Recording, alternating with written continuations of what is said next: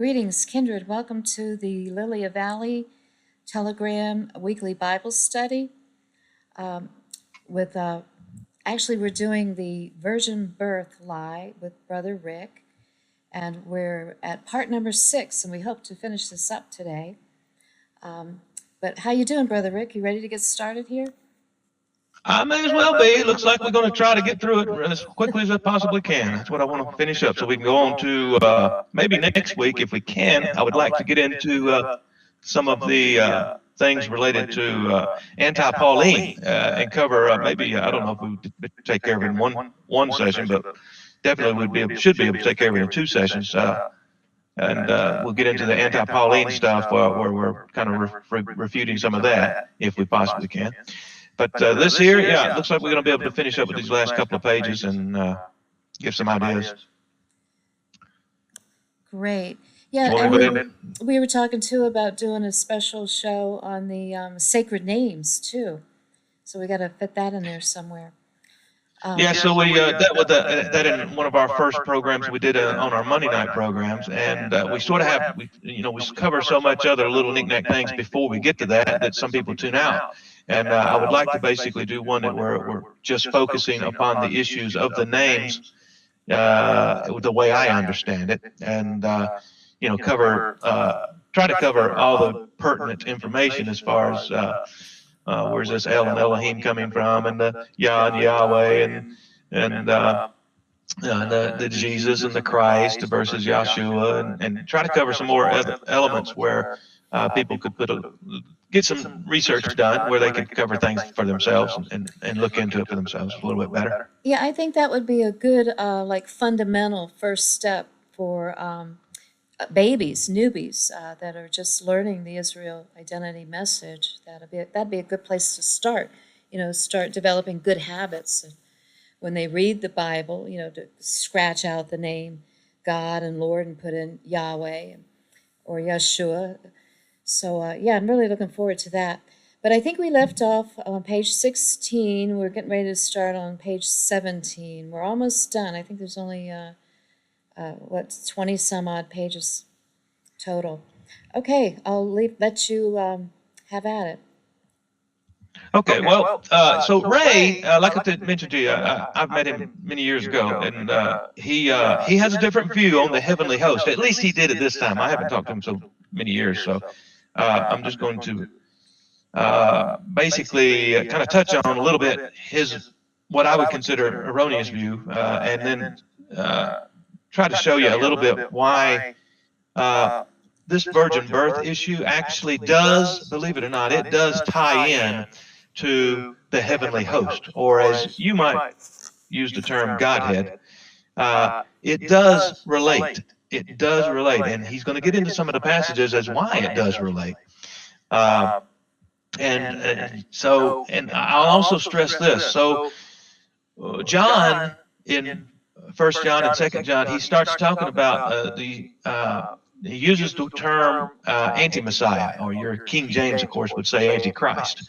And he uses another word, antichrists. So if you look those words up, you're going to find about 4 or 5 instances for combined with both of those terms, anti-Messiah or anti-Messiahs. And it relates because he tells you that it's a spirit in many. Now, listen, folks, if you just get that fact down right there, that it is a spirit in many, you're not going to be falling for this here futurism stuff where they print in a book every couple of days to try to sell you, well, I found the real Antichrist, and it's this guy over here, and they're waiting to reveal him, or no, it's this guy over here, or whatever. You won't waste your time with it.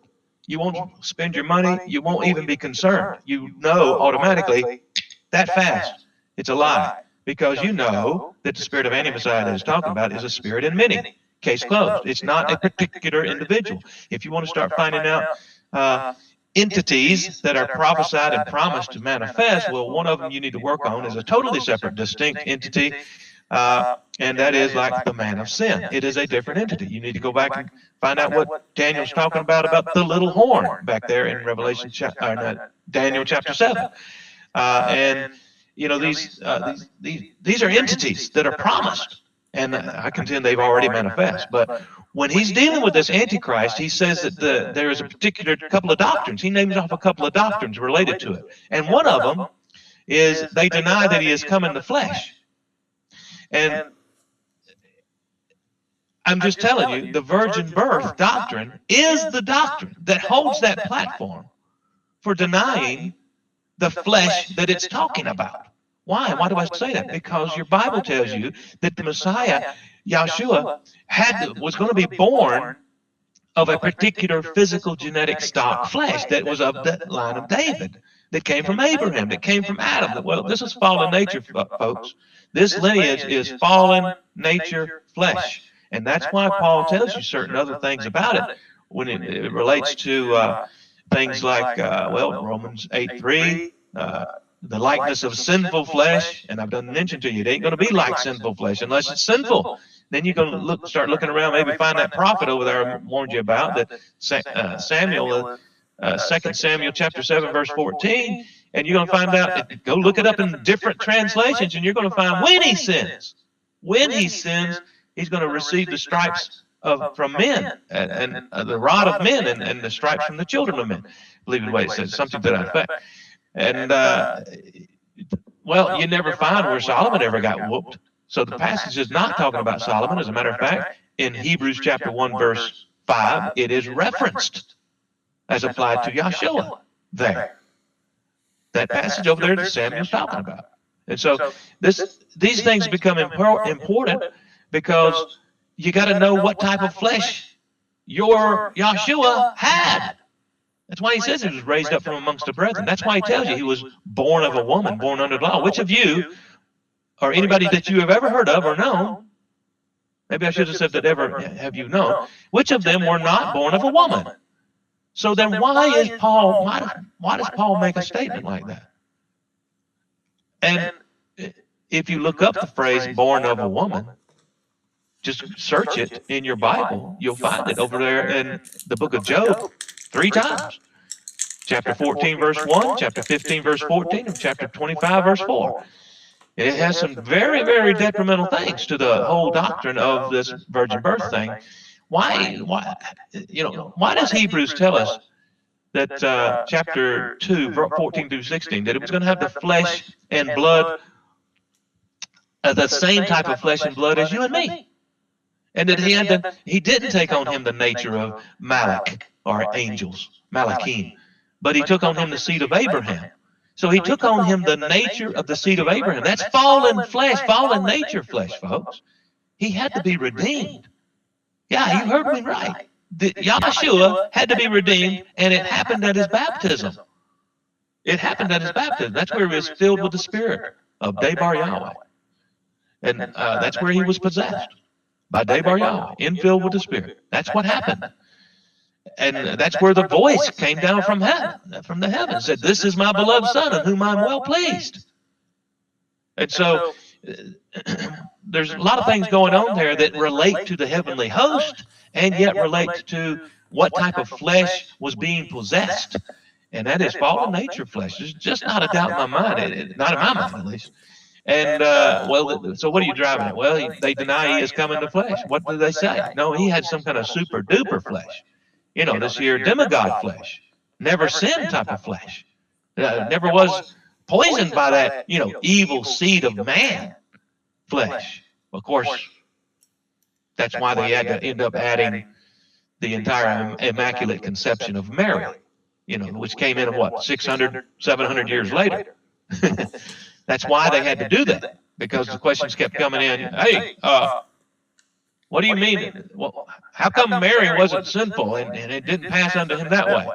And of course, nowadays you've got all these excuses of chromosomes this and chromosomes that. Oh, well, the evil chromosomes pass from the man, but the good ones only come from the woman.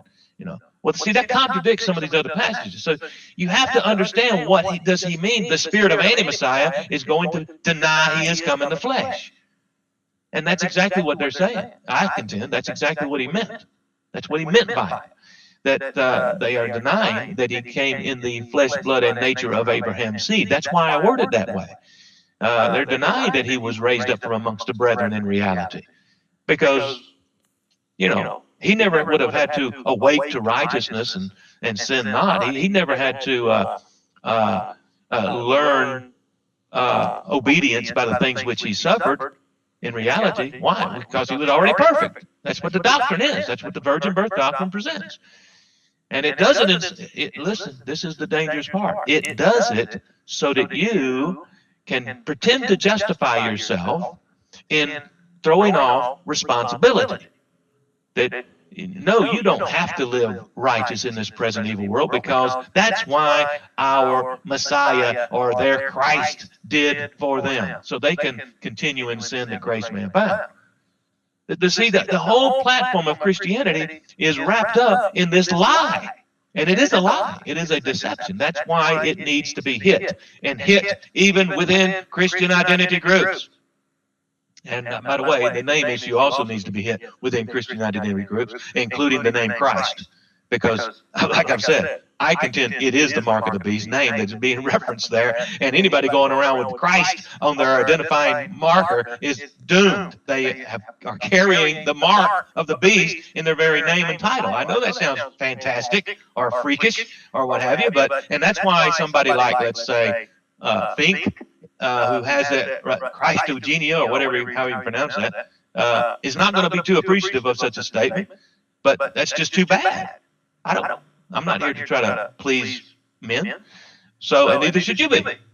So, all these things become important, and it does relate back to this, and it relates also to what else? What else did he say was manifest in the spirit of anti-Messiah? They deny the Father and the Son. That's what. So you got the heavenly host issue is tied, in my view, tied directly in with this, and they all manifest spirit of anti-Messiah. See, we're talking about foundational doctrines within the pagan church world that corrupt at the very core, from the very get-go, your mindset and how you perceive things. And we're having, in my view, I think we're trying to return to the original message, which is, there are two distinct entities there in that heavenly host that are of paramount importance, and that is Abba Yahweh and Debar Yahweh, and it is Debar Yahweh that emptied himself and possessed the prepared body. That's why I'm so emphatic on Hebrews chapter 10, verse 5. I think it is extremely, making it about as clear as possible. Keep in mind, also, Yahweh has sent strong delusion. He is deliberately shading over things and only allowing certain people to see. I can't help that, but it is our responsibility and the required manifestation, let's say it that way, that is going to bring us out of that gobbledygook and give us a better understanding. So I hope that kind of explains. Be very careful, and don't believe me and don't believe Ray, but do your own research. And these are just some little tidbits of help on this article, and I strongly suggest you print it off and you read it and study it. But let's go on with the whole thing here. So in Revelation, I'm starting at the top of the page here. He says in Revelation there are several verses that some use to prove the pre-existence of Yahshua. It is said that these show Yahshua as the beginning and the end, or the first and the last. Let's look at some of these verses. So Revelation 1:8, we read, I am Alpha and Omega, the beginning and the ending. Said Yahweh, who is and who was and who is to come, the Almighty.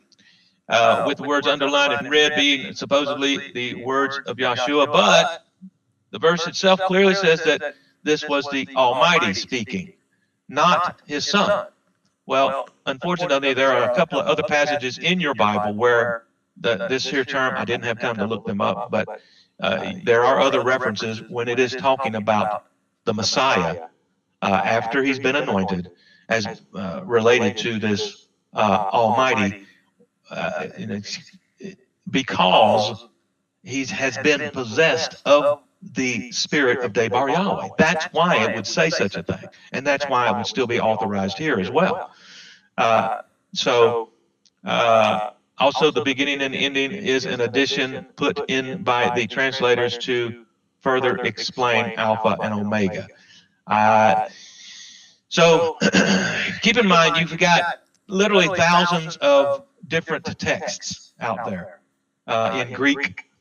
And you will find one that is missing something somewhere, practically almost all over the place. So put what weight you want to on that. I want to show you a couple of things. Let me see if I can share screen to relate to, well, who is this Alpha and Omega?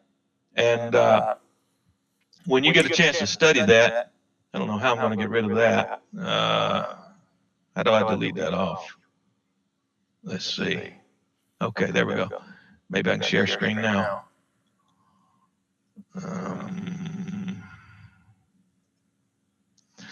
Okay, see, you'll find this right here. See what I got circled? The Aleph Tau. That's an Aleph and a Tau. So instead of Alpha and Omega, we have Aleph Tau, the first letter of the Hebrew alphabet, the last letter of the Hebrew alphabet. And keep in mind, when you talk about an Alpha and Omega or Aleph and the Tau, it is the beginning and the ending. That's why it's kind of a symbol of the beginning and the ending. Now keep in mind, does Abba Yahweh ever have a beginning, or does he ever have an ending? Absolutely not. There is no beginning to Abba Yahweh. But there was a beginning to Debar Yahweh, because we understand that he is created and that he was the beginning of the creation of Yahweh, as it even says in one of the passages he's going to bring up. He's going to bring up that passage. But the beginning of the creation of Yahweh is Debar Yahweh. And it was this spirit that possessed the prepared body of Yahshua. So there's reasons why that you can find this throughout Old Testament writings, and it does not get translated, folks.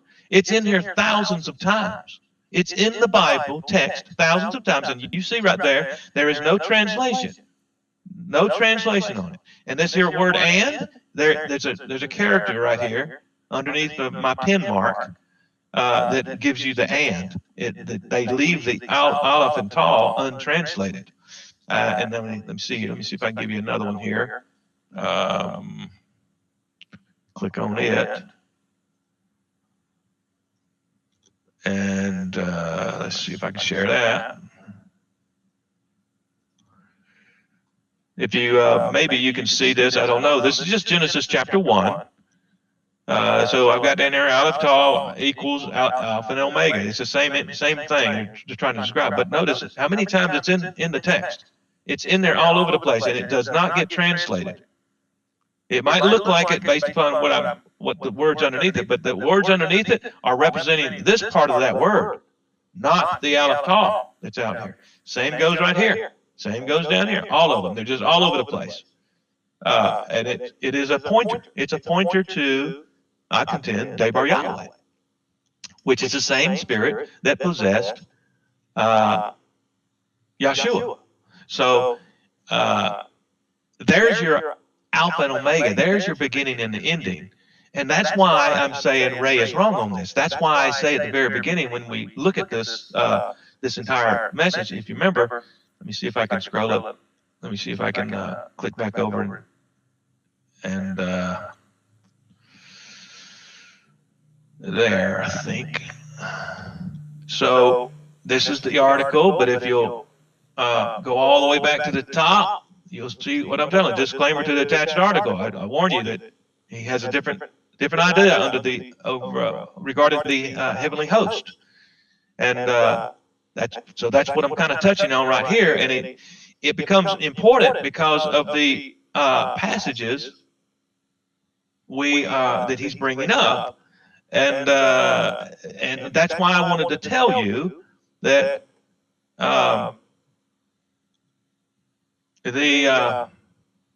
The entire subject gets combined. There's a combination on the message of not only just the virgin birth issue, but it relates directly to how you understand the heavenly host. And so you kind of need to be growing into it both at the same time. And again, Hebrews 10:5, break that passage down, and you should begin to understand what I'm talking about. That let me see if I think I'll go ahead and go over there just in case. I'm trying to go fast, folks. I know I'm running out of time already, but I'll skip over some of the other things because just as long as I get the general idea across to you, you can go and find it for yourself. Let me see if I can share here.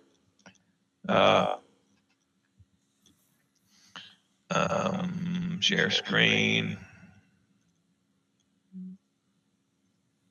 You might not be able to read it. I'm sorry, it's so small, but I've got a wide screen and et cetera. I guess it's taking that into account.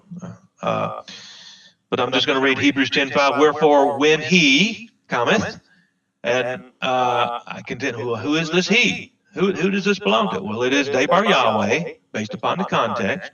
So when he, Debar Yahweh, cometh into the world, he, Debar Yahweh, saith, sacrifice and offering thou. Who's he talking to? Who's the thou? It is Abba Yahweh. Sacrifice and offering thou, Abba Yahweh, wouldest not, but a body. I contend this is the body of Yahshua. A body hast thou prepared. And so who did the preparing? Abba Yahweh. The thou there. So, but a body, Yahshua, has thou, Abba Yahweh, prepared me, Debar Yahweh. So Debar Yahweh possessed the prepared body of Yahshua. That's what it's, to me, that's what it's saying. Now, you may want to define it otherwise, and I'd love to hear what you have in mind, but that's the way I understand it, and I think it is giving you a clear message of basically how the Word was made flesh and dwelt among us. Debar Yahweh emptied himself and possessed the prepared body of Yahshua, and that is exactly how and when the Word was made flesh. That's the way I understand it. If I'm wrong, be careful. I'm not here to try to misdirect you, but if I'm wrong on it, that's what is being done. I'm not trying to hide that. But anyway, so we get back over here to the article. Let me get back to it. And he's explaining to how this Alpha and Omega in the beginning and the ending, etc., is he's basically saying, well, this has got to be wrong. This is incorrect because people are, why would he come against these passages? Because he done said up here, because people are using them to try to prove the pre-existence of Yahshua. Well, that's the problem, that most people think that, yeah, some people do believe that Yahshua pre-existed in a different spiritual entity and was actually Yahweh himself. There comes your Trinitarian doctrine. There comes even your oneness doctrine and other things. That's where their doctrines are coming from. Remember what we're talking about, though. Remember, I told you, it relates directly to the heavenly host issue. And that's why he said what he said. But they deny the Father and the Son. They deny the Father and the Son. They're just two distinct entities. They're denying it. How? With the Trinity. And with the oneness doctrines as well. Both of them reject it. So therefore, they manifest the spirit of anti-Messiah. But, okay, let's go on down here again.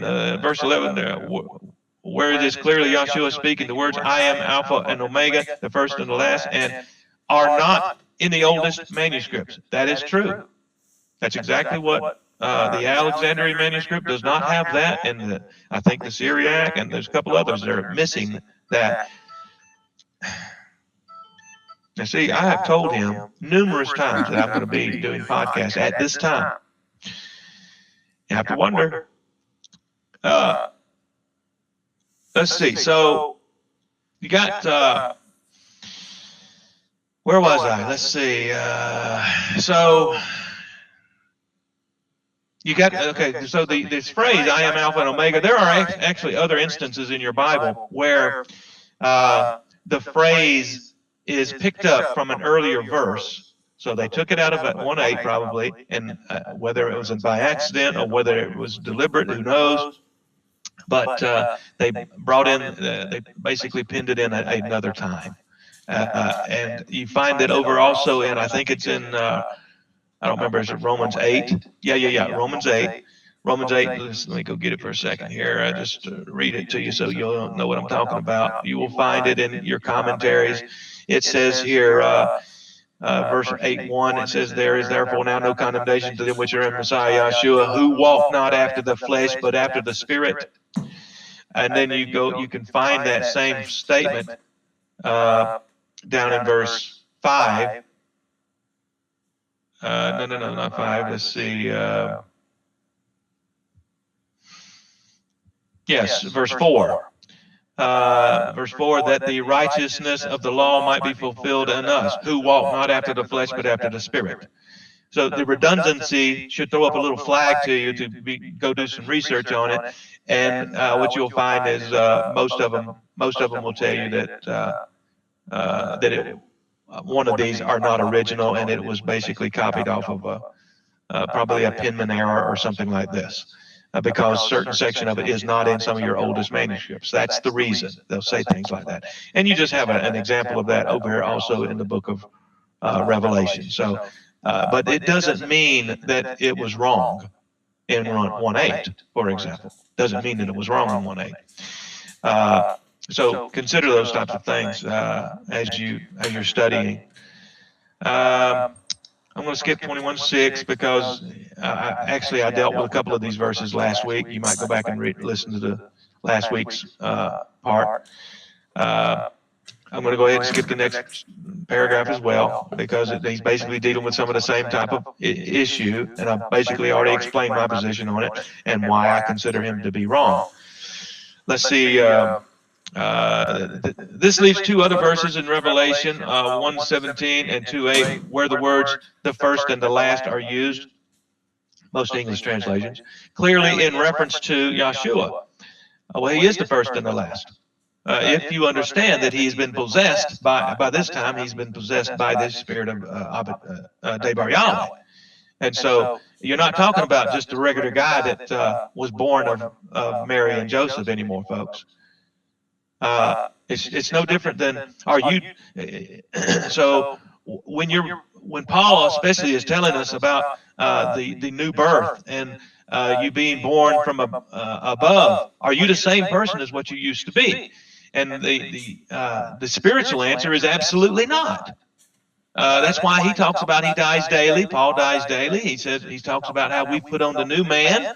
That's why he's telling us about Romans 7 man got a little problem over here, and who's going to save him from the problems that Romans 7 man's got? Well, he tells you Yahshua the Messiah, and he goes into Romans chapter 8, and that's where we're no longer in the flesh, but in the spirit. If so be the spirit of Yahweh dwells in us, etc. So this is he's telling us that we've died. The old man nature has died, and we put on a new man, new woman, and that's what he's talking about, the conversion process. So what happened to Yahshua at baptism? I just told you. He got totally converted. 100%, 100% download. Debar Yahweh possessed him completely. And that's why you will hear him say certain things that sound like it ain't even talking about him, or it sounds like he has pre-existent statements at times, but he's talking about that it's the Debar Yahweh element in him that is so filled and so full and manifesting that's what's really going on. That's the words that's really being used. And again, this applies. Why? Because the spirit of Anti-Messiah denies the Father and the Son, the two distinctions, the distinction element. So I would suggest don't fall into that trap. We're dealing with some very serious stuff, folks. And even if I'm wrong on it, I would like somebody to come and explain it to me, because what I consider Trinitarianism and what I consider this oneness doctrine that you'll find in the Pentecostal churches, both I consider both of them teaching the same thing. Actually, they just hate each other, but they just use a couple of different terms, and they're really saying the same thing. But it is definitely denying the distinctness that John, I think, is being emphatic upon, and it does relate. It relates because you're not going to properly understand the virgin birth situation. Or the anti-virgin birth situation, if you're thinking that, oh no, that he was actually the physical manifestation of Yahweh, and that's why he had to come into this realm without sin, and that's why the virgin birth. And so you're talking about a whole different perspective of what went on. And keep in mind, it is Yahshua who is your example. Don't forget that. They want to forget it, because it automatically pretends in their mind to justify continuing in sin that grace may abound. And that's part of the trap. That's part of the catch, the snag that's got them. That's why I keep emphasizing we're supposed to awake to righteousness and sin not. We're supposed to put on the mind of Messiah, by the way. We're supposed to do greater things than these shall you do. Why? Because he's given the download to us. There's even greater power that he's been invested in him because of his ascension and etc. So, and he's sharing it with his brethren, brothers and sisters.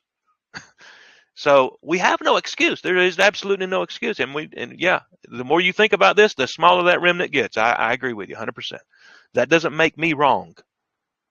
So just keep that in mind. Even if if I'm the most wicked person you've ever come across, that doesn't make me wrong about what we're talking about here. So don't just judge it because I'm Rick. You go and judge it based upon what the Spirit is leading you to understand from the Scripture and from your understanding of truth. You do it from that source. But the Alexandrian text says, "I am the firstborn." The Wilson Diaglott. So he's talking about Benjamin Wilson Diaglott. I recommend everybody get one of those. It is a real small, at least the one I've got is a real small book. It's maybe about maybe 5 by 8 or something like this. It's real small.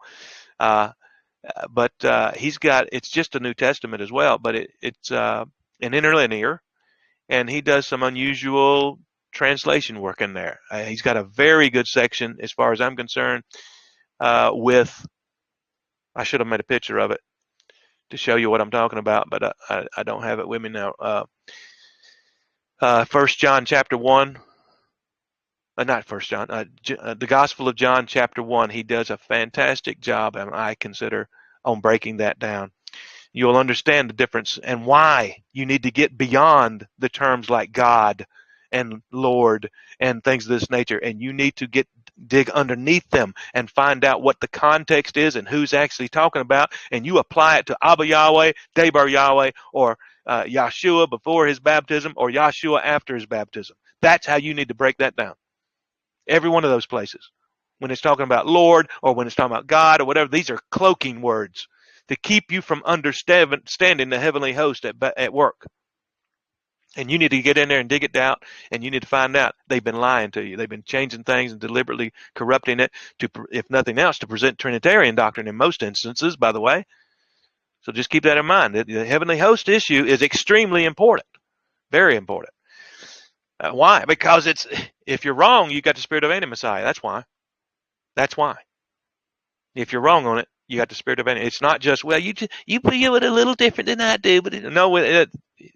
Get rid of these gray areas, folks. There's so many stinking gray areas. Nobody can stand on solid ground, and they love it. There's so many people out here that love that.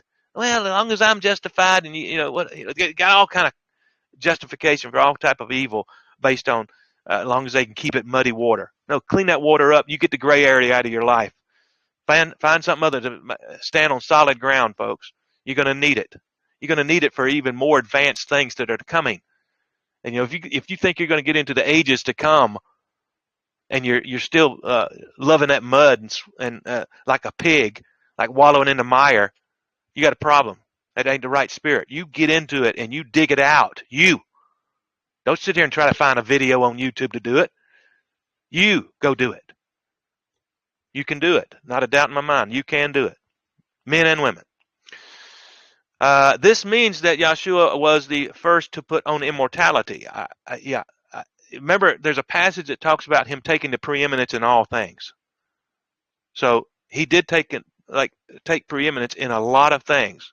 And why, though? What's the driving force behind that? What's the motivation? Well, a lot of it is prophecy fulfillment. A lot of it is because Debar Yahweh was possessing him, etc. So just keep in mind when you're talking about whether it's talking about Yahshua or Yahshua Messiah, because like I've done said, I'm telling you, you're dealing with a different. It may have been the same physical flesh body that you're looking at, but you're dealing with an entity after the possession, after he's been filled with the Spirit. You're dealing with somebody that's been possessed by the Spirit of Debar Yahweh, folks. Full download. I'm telling you, he ain't thinking the same way he once did. So just keep that in mind. By the way, remember, there was a reason. There's another reason in there. There's several reasons, actually. Well, one comes to mind because Gern brought it up, too, again, the other day, and that is Hebrews chapter 5, where he had to be come into this realm like that, and he had to come into a body that had been tempted and had the problems, so that he could be a faithful high priest. He's been there. He knows what it's like. And we're talking about real temptation, real problems, etc. And he also paid for any of those transgressions that had committed when they beat him. And when they beat him, when they gave him the stripes before he went to the tree, before they hung him on the torture stake, however you're going to define the thing. It was a fulfillment of what the prophet told you back there in 2 Samuel chapter 7, verse 14. I'm not making it up. I got book, chapter, and verse on this as far as I'm concerned. You're not going to show me where Solomon got beat with stripes. But I got a passage back there where the prophet predicted what was going to happen to Yahshua. And why? Why was this going to happen to Yahshua? It tells you. When he sins, I'm going to give him the stripes of men. And they hid it. That's why you find the word if instead of when in your King James version. Their process, it was a process of hiding the details. But you got Hebrews chapter 1 verse 5 using that passage to directly link it with Yahshua, folks.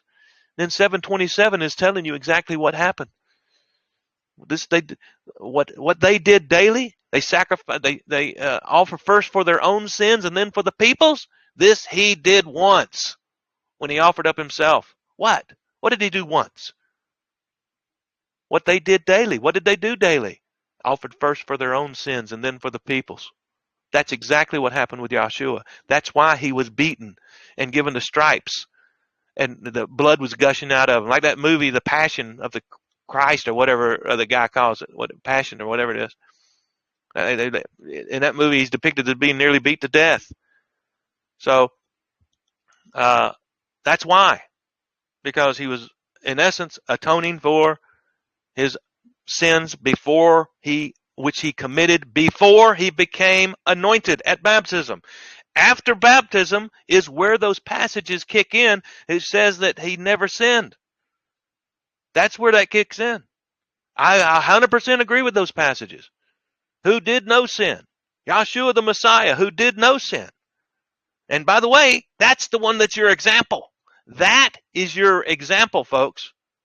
You keep that in mind. That is your example.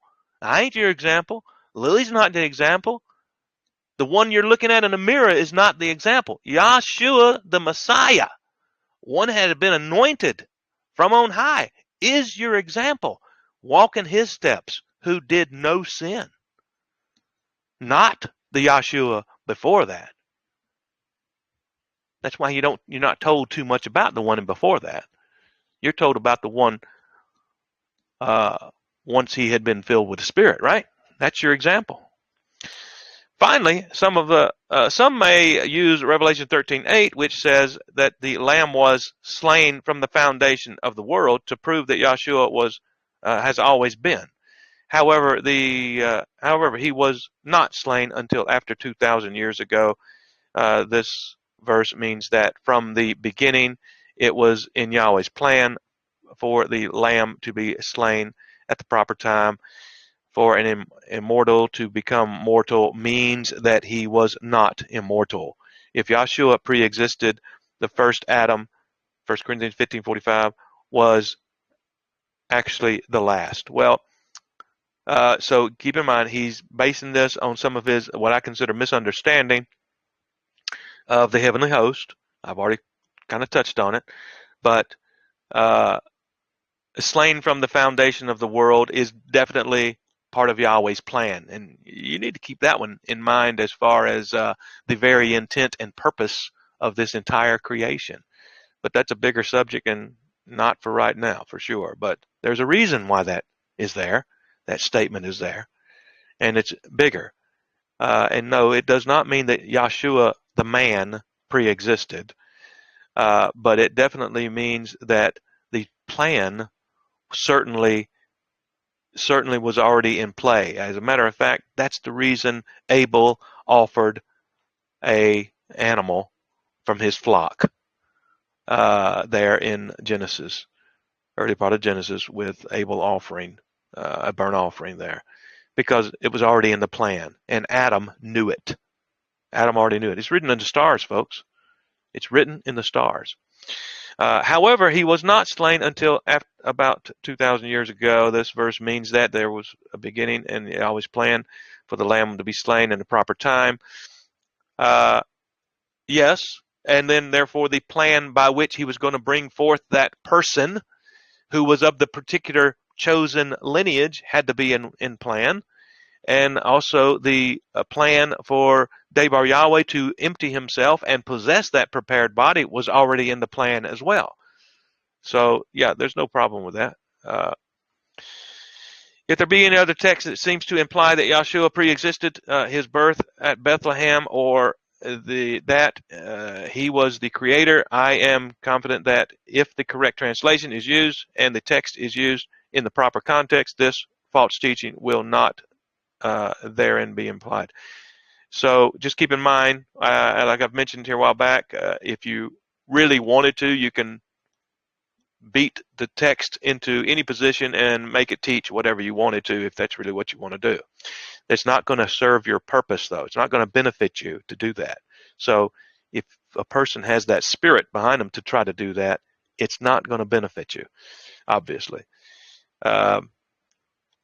And if Gern and I can get together on this and finally get a podcast going, we're going to be talking about some of this Bethlehem stuff, folks. So be ready.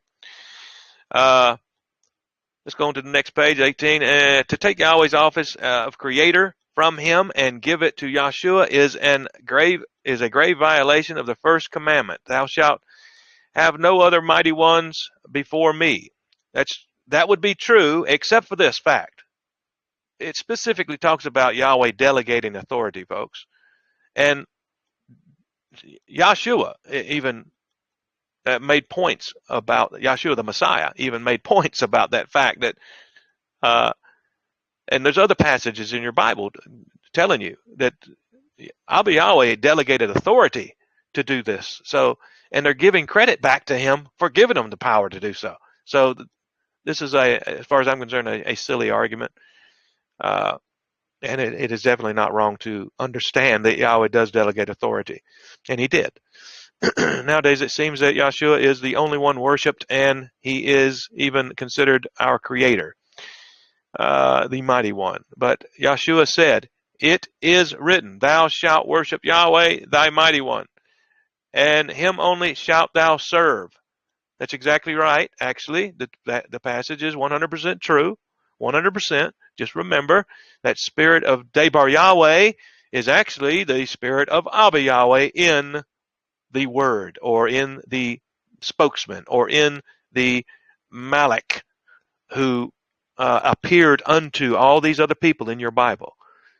So all these, like I've done told you already before, the prophets and many of the major patriarchs and such, it talks about how the word of Yahweh appeared unto, or came unto, or spoke to, and things of this nature.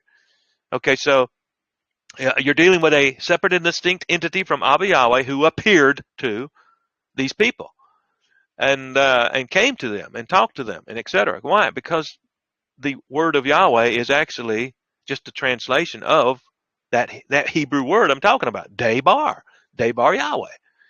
And they translate it into the word of, instead of just leaving it Debar as his proper noun name. So, thou shalt worship Yahweh thy mighty one, and him only shalt thou serve, Matthew 4:10. And now I am not saying this means we must not worship Yahshua. We are doing right to worship Yahshua, he says, if we worship him in the correct office, the anointed of Yahweh. Okay, well, see, that just basically said exactly what I was talking about. That Yahshua, the Messiah, is manifesting the anointing of Abba Yahweh because Debar Yahweh possessed him. When we worship Yahshua as the servant of Yahweh, he gave his life for us. We are serving Yahweh. Yahshua said the first of all the commandments is, Hear, O Israel, Yahweh, our mighty one, is one mighty one. Well, is one, it says. And this is the word achad, and it means one in unity. This answers over there to Psalms 82, where we've already talked about that there's actually what I normally would just round it, say it as a Knights of the Round Table. So you've got a series of heavenly host entities that are there, and Abba Yahweh is basically over all of them. And so that's the way I perceive it. If I'm wrong, correct me. I'm open to correction. So like I said, one would mean one in unity. Echad. E-C-H-A-D. Echad.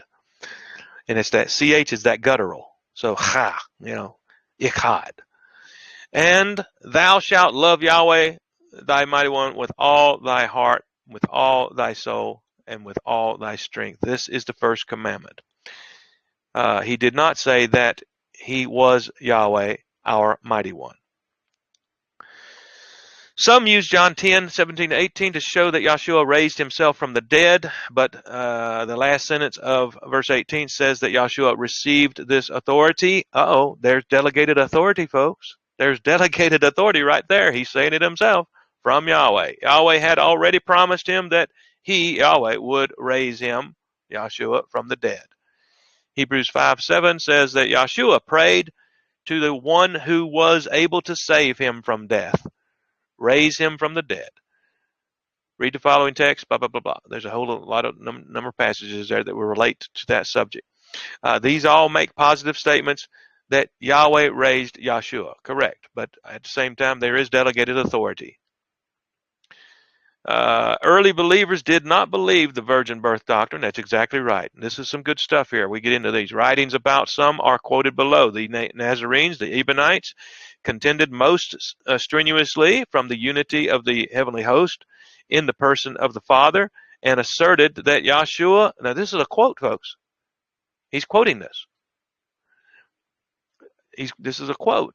Asserted that Yahshua was a mere man born after the common course of nature of human parents, Joseph and Mary, but that the Holy Spirit descended upon him at his baptism and continued to actuate him till his death. Quote, it's continuing. The Cerinthians, the followers of Cerinthus, a converted Jew, celebrated, there's not really such thing unless he was actually a Yehudite. Only Yehudites could be converted, folks, not a Edomite Jew. And there is an intent behind that misuse of the word, so keep that in mind. We've talked about it with Eli a good bit. This is an erroneous translation, an erroneous word. Jew is an erroneous word, that's right. It's meant to confuse, by the way. Let's see, celebrated for his great learning, who flourished 98 to 117 CE, Christian era, believed and taught that Yahshua had a real body and that Joseph and Mary were his parents. They kept the Sabbath, rejected a part of Matthew, but accepted the rest. How about that one? In the first of the 2nd century, Theodotus, a tanner, but a learned believer, quote, asserted the simple humanity of Yahshua the Messiah, unquote. In 130 CE, Carpocrates, an Alexandrian Jewish believer in the Messiah, so Yehudite, believed that Yahshua had a real body and that Joseph and Mary were his parents, but was made the Messiah at his baptism. I agree 100% with that dude. Now, keep in mind, why would they be even writing about such things unless the controversy had already raised its head so early? Which confirms what we've talked about earlier, that where we brought out early the comment out of the Jerusalem Bible, the 1966 Jerusalem Bible, where it says that the first 2 chapters of the book of Matthew were added. So where are these people getting this idea very early like this, saying that something's wrong? Something's wrong, folks. Something's wrong. Yeah. because it had already happened. And that's why by 95 AD, you find 5 of the 7 churches so far gone they're worthy of death. That's the reason. The corruption started early, very early. Like I mentioned to you the other day, again, Acts 20:29. This is about the time about 58 AD, from what I understand. And he's telling you that immediately, as soon as he departs, Paul's talking about it. He says that these wolves are going to come in and devour the flock. He's prophesying. It happened. It happened. The wolves came in. I'll contend the wolves he's talking about are these Edomite mongrel Jews trying to deliberately defile and pollute the message, and they did it. And by 95 AD, you've got them probably already promoting the Hellenized false Messiah named Jesus Christos. It's exactly what happened, as far as I'm concerned, and that's what your Christian commentaries will even point out to a certain degree, like what he tells you there in Vincent's Word Studies, for example, on 2 Corinthians chapter 2, verse 17. He tells you, he says they come in and corrupt. They come in to corrupt the word. Go read it. It says it was these Jews that were coming in and they were Christ mongers, like a fishmonger. A fishmonger is a seller of fish market. Christmongers are these Edomite Jews coming in and giving you Greek translations of the New Testament and selling it as text merchants. Exactly what he's telling you there. Anyway, let's go on. About to the close of the 3rd century, Pelagianism made its appearance. Some believed, now this is 3rd century, folks. Some believed and taught that Yahshua was a mere man and that men might live sinless lives. I agree with that, folks. Yeah, I know that sounds shocking, especially those that come out of a Baptist church, like I've told you, because Yahshua did so. That's right. Messiah gave us an example, the Bible says, that Yahshua became Messiah after his baptism. That's exactly right. And it matters. He's not anointed before he gets anointed, folks. He's not anointed before he gets anointed at baptism with the full download of Debar Yahweh. Nestorianism, another of the earliest Christian societies, still existing under the name of Chaldee Christians, and which became the national church in Persia in the east. But in India, the same is known as Syrian Christians. The Nestorians contended that the union of the Messiah's divinity with his humanity is not a union of nature or of person, but only of will and affection. Below are several quotes from the Catholic Encyclopedia. I didn't notice where he said those quotes came from. I might have to write to him and ask him about that if I can find him. Below are several quotes. I've checked some of these. I know they exist. I have actually, some of these you may be able to put in your Google search bar and it will come up. Pretty simple to do, folks. Below are several quotes from the Catholic Encyclopedia, pages 450 to 451, under the article Virgin Birth. Let me see if I can run through some of the, yeah, we're about at the end here. About AD 178, the Platonic philosopher Celsus ridiculed the virgin birth of Christ, comparing it with the Greek myths of dance, Melinope and Antiope.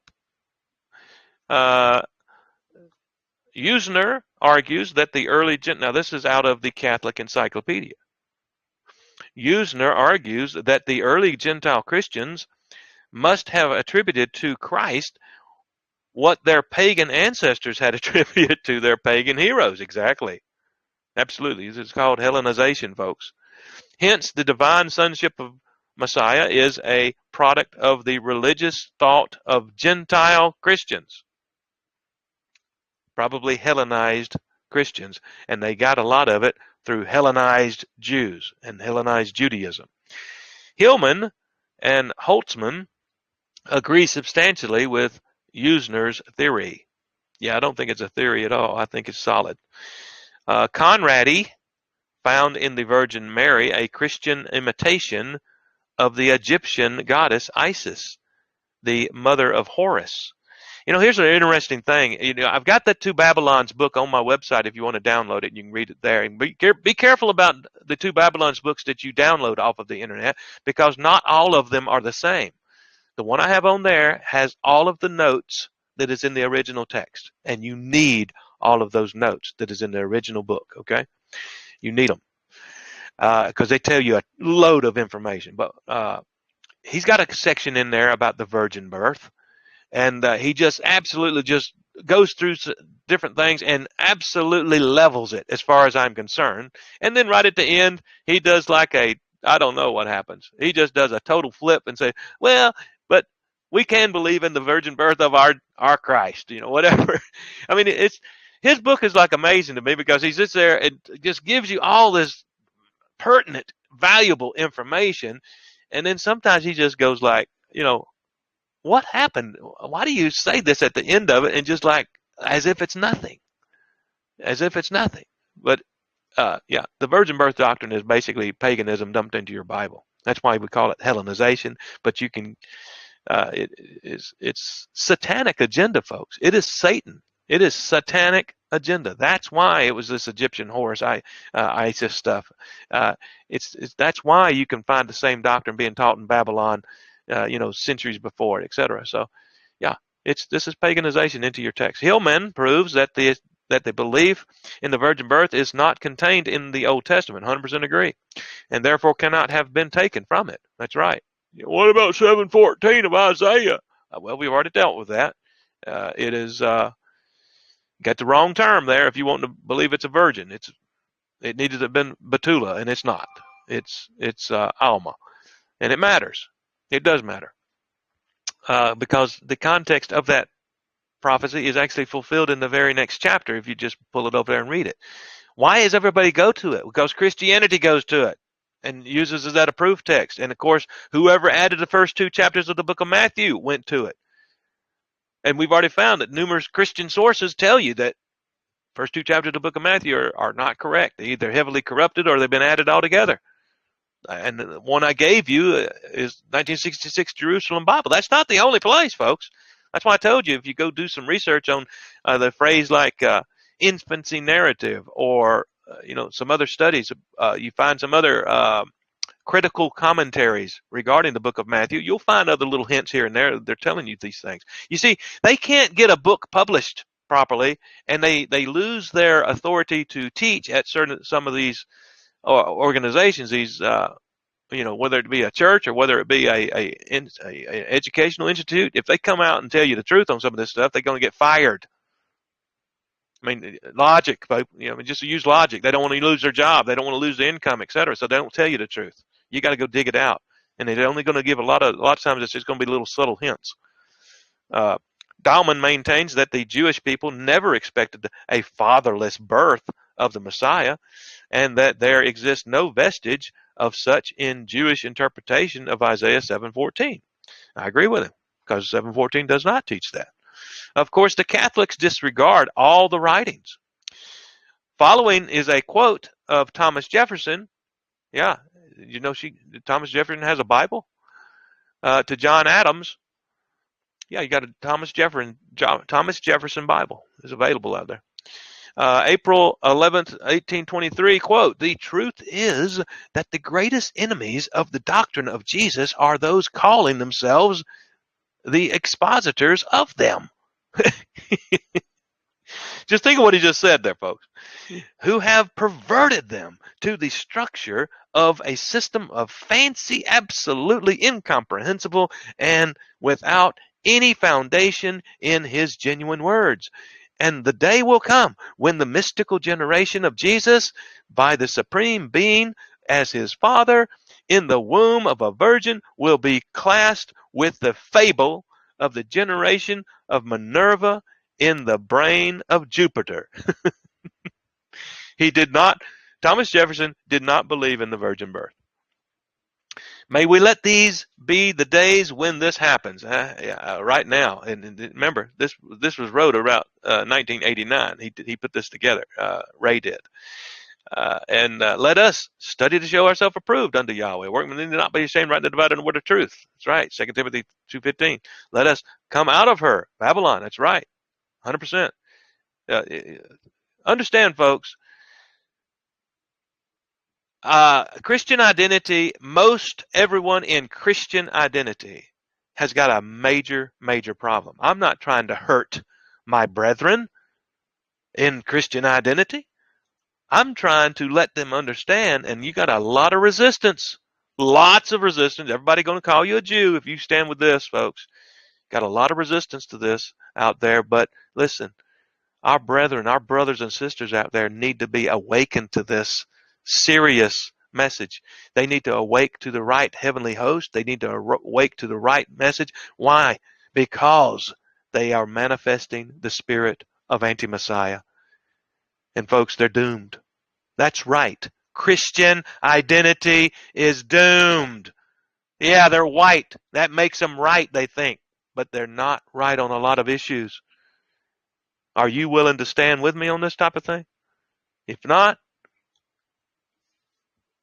I'm just letting you know. I don't see how we're going to be able to walk together. And if you want to leave, you go ahead and leave. But I'm just telling you, I'm going to scream it from the top of every pillar I can find and stand on and proclaim it.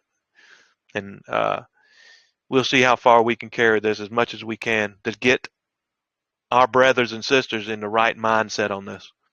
Let us come out of her, Babylon, and be the repairer of the breach, the restorer of paths to dwell in. Join me, folks. Please. I need more out there that's proclaiming it. You ain't got to join with me. Go do it yourself. Stand with the truth on this. Let us be one of those who search the scriptures daily, whether those things we have been taught by Babylon were so. Yeah. When we realize that Yahweh raised Joshua, a man born of natural parents, as we all are, to immortality, this should greatly increase our faith and hope that Yahweh will raise us up by his own power. 1 Corinthians 6:14. Exactly. At this time, I will make one final quote from the Catholic Encyclopedia, page 449, under the article Virgin. The story of his, quote, the story of his, Yahshua's, virgin birth was in keeping with the myths concerning the extraordinary births of the heroes of other nations. Gunkel, Zoom Religions, Geik. He's quoting from a source. Page 65, Göttingen, 1903. The original text of the Gospels knew nothing of the virgin birth. I believe that. I believe what he just said right there. The original text of the Gospels knew nothing of the virgin birth. I provided information where Christian sources are even telling you that the first two chapters of the book of Matthew were added. There is nothing in the book of Luke that brings to reality or brings the idea of a virgin birth. All those things that you hear the Malach share with Mary there are all future tense, and they all came to pass. Not a problem. I don't have any problem with that. We're just dealing with make sure you rightly divide it, and he has already provided in this article some of those things that will help you rightly divide that thing. Before we finish, let me go back over to my website. I want to just run down I'll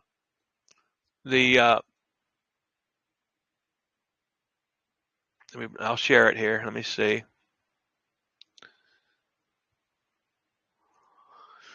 Let me see if I can share it. I consider it a decent. I think I got a misspelled word in there somewhere. I don't remember now. I seem like I spotted it in the past, but it's a decent meme, folks. As far as I'm concerned, it gets people thinking. The big lie of the virgin birth.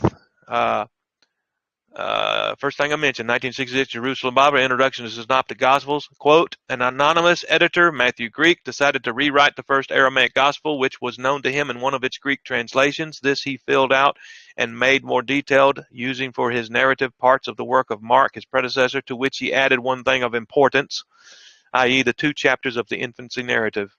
Yes, chapters 1 and 2 of Matthew are added.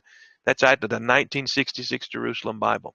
That is in the Introduction to Synoptic Gospels. That is right in front of the New Testament. And he talks about this is the first Aramaic Gospel, he says, meaning there's others. There were translations. There was other translations from Greek and etc. These are, this is not a joke. This is serious stuff. You need to rightly divide it. You need to break it down. Yahshua, who became Messiah, was of the Davidic seed line traced through men to Joseph. Don't forget it, folks. You want to see, one of the main reasons why the vermin would want to add the virgin birth is to take away the authority, the authentication that made Yahshua the proper lineage. They want to destroy that proper lineage. How are they going to do it? They're going to add the virgin birth, make it pay. They're going to paganize it and say the whole story was a freak show.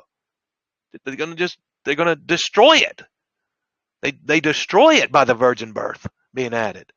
He was born of a mother of the tribe of Levi. So all these people hollering about, oh, well, Mary was of this particular tribe. Wrong. She was of the tribe of Levi. And regardless of what tribe you think the Messiah was from, he wasn't of the tribe of Levi by patriarchal heirship. Let's say it that way. Name of his father should tell you a little bit of something about what his lineage was. Prophesied to sin and be beaten with the rod of men. I've already given it to you. 2 Samuel chapter 7, verse 14. That's reference to him in Hebrews chapter 1, verse 5. The fulfillment of it, I contend, is manifest in Hebrews chapter 7, verse 27. Hebrews 7, 27. Galatians 4:4, born of a woman, born under the law. Born of a woman is one thing. I told you, go look it up. You can find reference to what happens. Nothing clean is going to be born of a woman. It's not because a woman is evil or sick or some kind of nasty thing or whatever. It's because we're fallen, folks, and so are women. We're fallen. And he was born of a woman who was fallen, needed salvation. That's why they had to go in and add that other stupid stuff. The Catholics went and added the Immaculate Conception of Mary. The Immaculate Conception does not pertain to Yahshua. It pertains to Mary. And it's another lie, just another lie they had to dump on top of another lie. But born under the law, folks, this is not talking about he was born into a society that was supposed to be obeying the law. That is not what born under the law means. Born under the law means he was born under the penalty of death. He was fallen nature and needed redemption. That's exactly what that means, folks. I know it's shocking, but that's exactly what that ends up meaning. He needed to be redeemed, and he was at his baptism. He was of the flesh, blood, and nature of Abraham's seed. That's Hebrews chapter 2, 14 through 16. Hebrews 2:14, it tells you that he had the flesh and blood. He had the same flesh and blood as we did. Same flesh and blood as we do. What are you going to make it say if it was the same looking thing, but it was not really the same? Well, wait a minute. Now you done messed it up.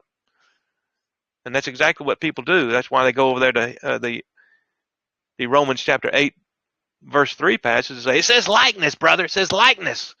Yeah, and I've done said, if likeness of sinful flesh, if it ain't sinful, then it ain't like sinful flesh. I mean, these are simple logical arguments. It's hard to break free of that demonic influence we picked up in Christianity. But you got to break free from it. And yeah, you're going to make enemies with this. Guarantee it. You'll lose friends over it. Guarantee it. Why? It happened with me. And it's happened with other people I know that has picked it up and gone with it. Yahshua never lived in Egypt, folks. That's all part of your misunderstanding that whoever wrote the first two chapters of the book of Matthew, they misused a prophecy. They're misusing prophecy in your Bible. It does not agree with what Luke says, by the way. It does not agree with what Luke says. Luke says he got circumcised and he went on down to Nazareth to live where they had been living before. In book of Matthew, it's like it's they just happened to come across when they left Egypt. They happened to travel through Nazareth and decided to live there or whatever. And by the way, they was living in Egypt how long? And then you got the story of the wise men coming and this whole 2 years. How long that's where the whole story. They stole that story out of the infants being killed in Matthew. They stole that story, folks, out of the Exodus account. It's just a perversion off of what happened in Egypt. That's why they had to get them to go down in Egypt too. I'm sure they're trying to relate something there, but it's crap. It's garbage. It's lies. First atoned of his own sins with the beatings and stripes. That's what I pointed out with 7:27. He says that talking about the priests said that they offer first for their own sins and then for the people's. This he did once when he offered up himself. What did he do once? He offered first for his own sins and then for the people's. How did he offer for his own sins? The way the prophet said he was going to. 7:27 of 2 Samuel. They beat him. They got the stripes, just like the prophet said was going to happen. It's a fulfillment of him, folks. Not the son of Yahweh until spirit-filled at baptism. That's right. Yahshua was not the son of Yahweh. That's why they heard the voice. This is my beloved son. Now, I mean, do I need to add words like that? Now is this my beloved son, in whom I'm well pleased. That's why he said it at the time he said it, because that's when he became the son of Yahweh there, where he is filled with the spirit of Yahweh, the spirit of Debar Yahweh, which, by the way, was already known as the son. That's what John is talking about over there. The Abba Yahweh was kind of hidden, and it was the Son that revealed him to us. Yeah, he was the body that was prepared. Why do I say that? It's a powerful phrase, actually, if you connect it with Hebrews 10:5. You need to make the distinction, folks. That's how I'm making the distinction. The passage makes a distinction between that body and the entities that are talking in that passage, are being spoken of in that passage. The body is separate from those other two. And it's not until the baptism where Debar Yahweh possesses the body that was prepared. That's why I'm making that emphasis. Foreordained of Yahweh to be the Messiah. I get it 100%. I mean, we just read it. He made mention of it. He was made perfect by the things which he suffered. Yeah, there's numerous other things, et cetera, et cetera, et cetera. There's only so much room you can put on a meme, or so much things you can put on a meme before it becomes a book, and nobody's going to read it anyway. I've already got too much on there. Most people ain't going to read that. He's waiting for you to meet him, because there's a difference. This is what we're talking about. Remember what the prophets, what Paul said and what some others said. Even the Messiah himself said, I am come in my Father's name, and you receive me not. But if another shall come in his own name, him you will receive. That's what the world has done. They've accepted the other Messiah, the another. And that's why I said most people have not met the true Messiah yet. And I'm telling you, most people that are in Christianity have not met the true Messiah yet. Now you say, well, I have been brought out of Christianity, and the Spirit reached down and touched me. I agree 100%. I think that's what happened to me. But as I grew in faith and in knowledge, guess what I ended up doing? I got baptized in the name of Yahshua, for example.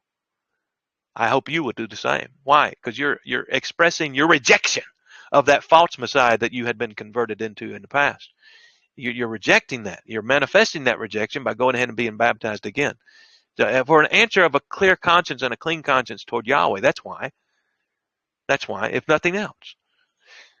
We are to come out of all the whore religion, and there's numerous other elements that we've touched on, and you know as well as I do, Gern has made mention of several points that we're polluted, and the religion world has got us polluted. We have got to separate from that, and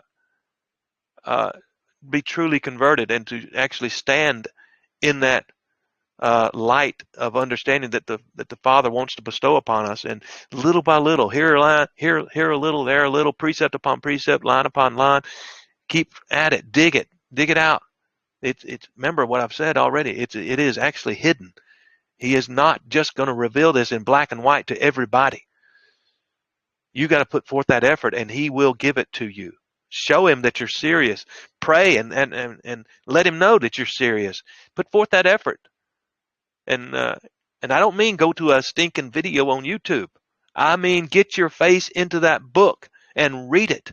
Look the words up. Get you a concordance and a lexicon and look these things up. Study it. Anyway, I think that's fairly well covered, generally speaking. We can move on to some other subject next week, I hope. We'll go from that. Go ahead, Lily. Oh, that was excellent, Brother Rick. We just thank you so much for covering this important doctrine here that so many, 3 billion Christians are deceived. It's amazing. Just thank you so much. And so we're going to open up the the channel here. If anybody has any comments or questions, we'd love to hear from you. And anybody, Gern, Kim, Missy.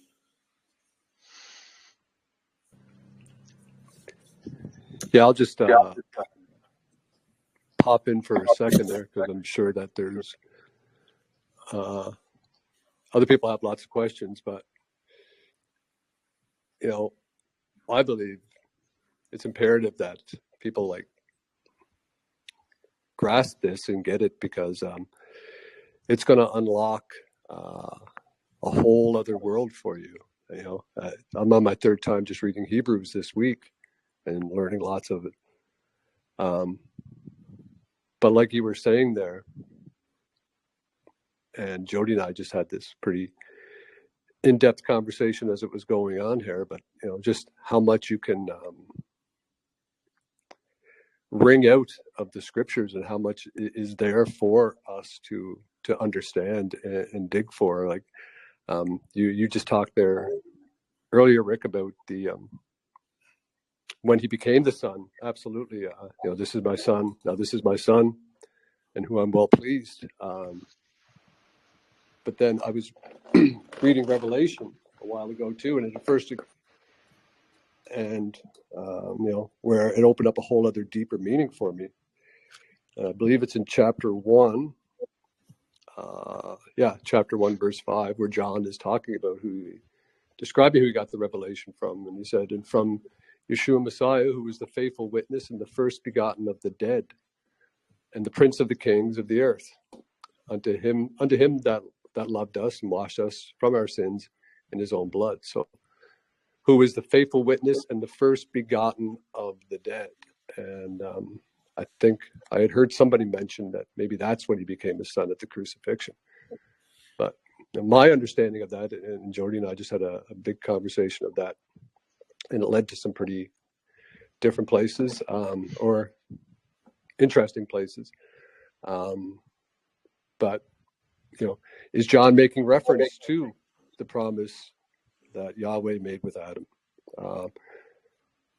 When he told him he would come back in 5.5 days, or 5,500 years, through his seed, and redeem him and all of the souls up to that point. So you could say that the Messiah was the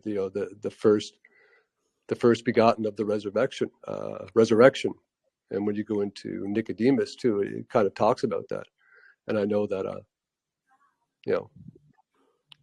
there's both sides to the authenticity or the validity, or how much the gospel of Nicodemus has been altered, if in fact it's real.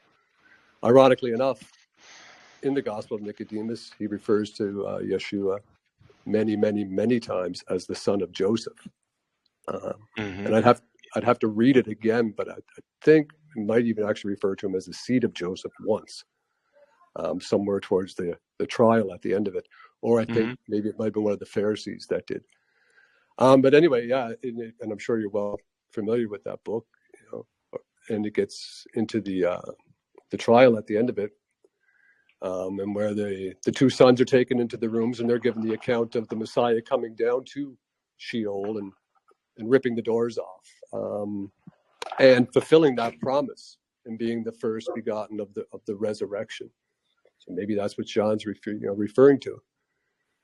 And then we got into whether or not they knew he was actually possessed of the spirit of Debar Yahweh. It's my belief, my understanding, that they knew he was the rightful king, the earthly king.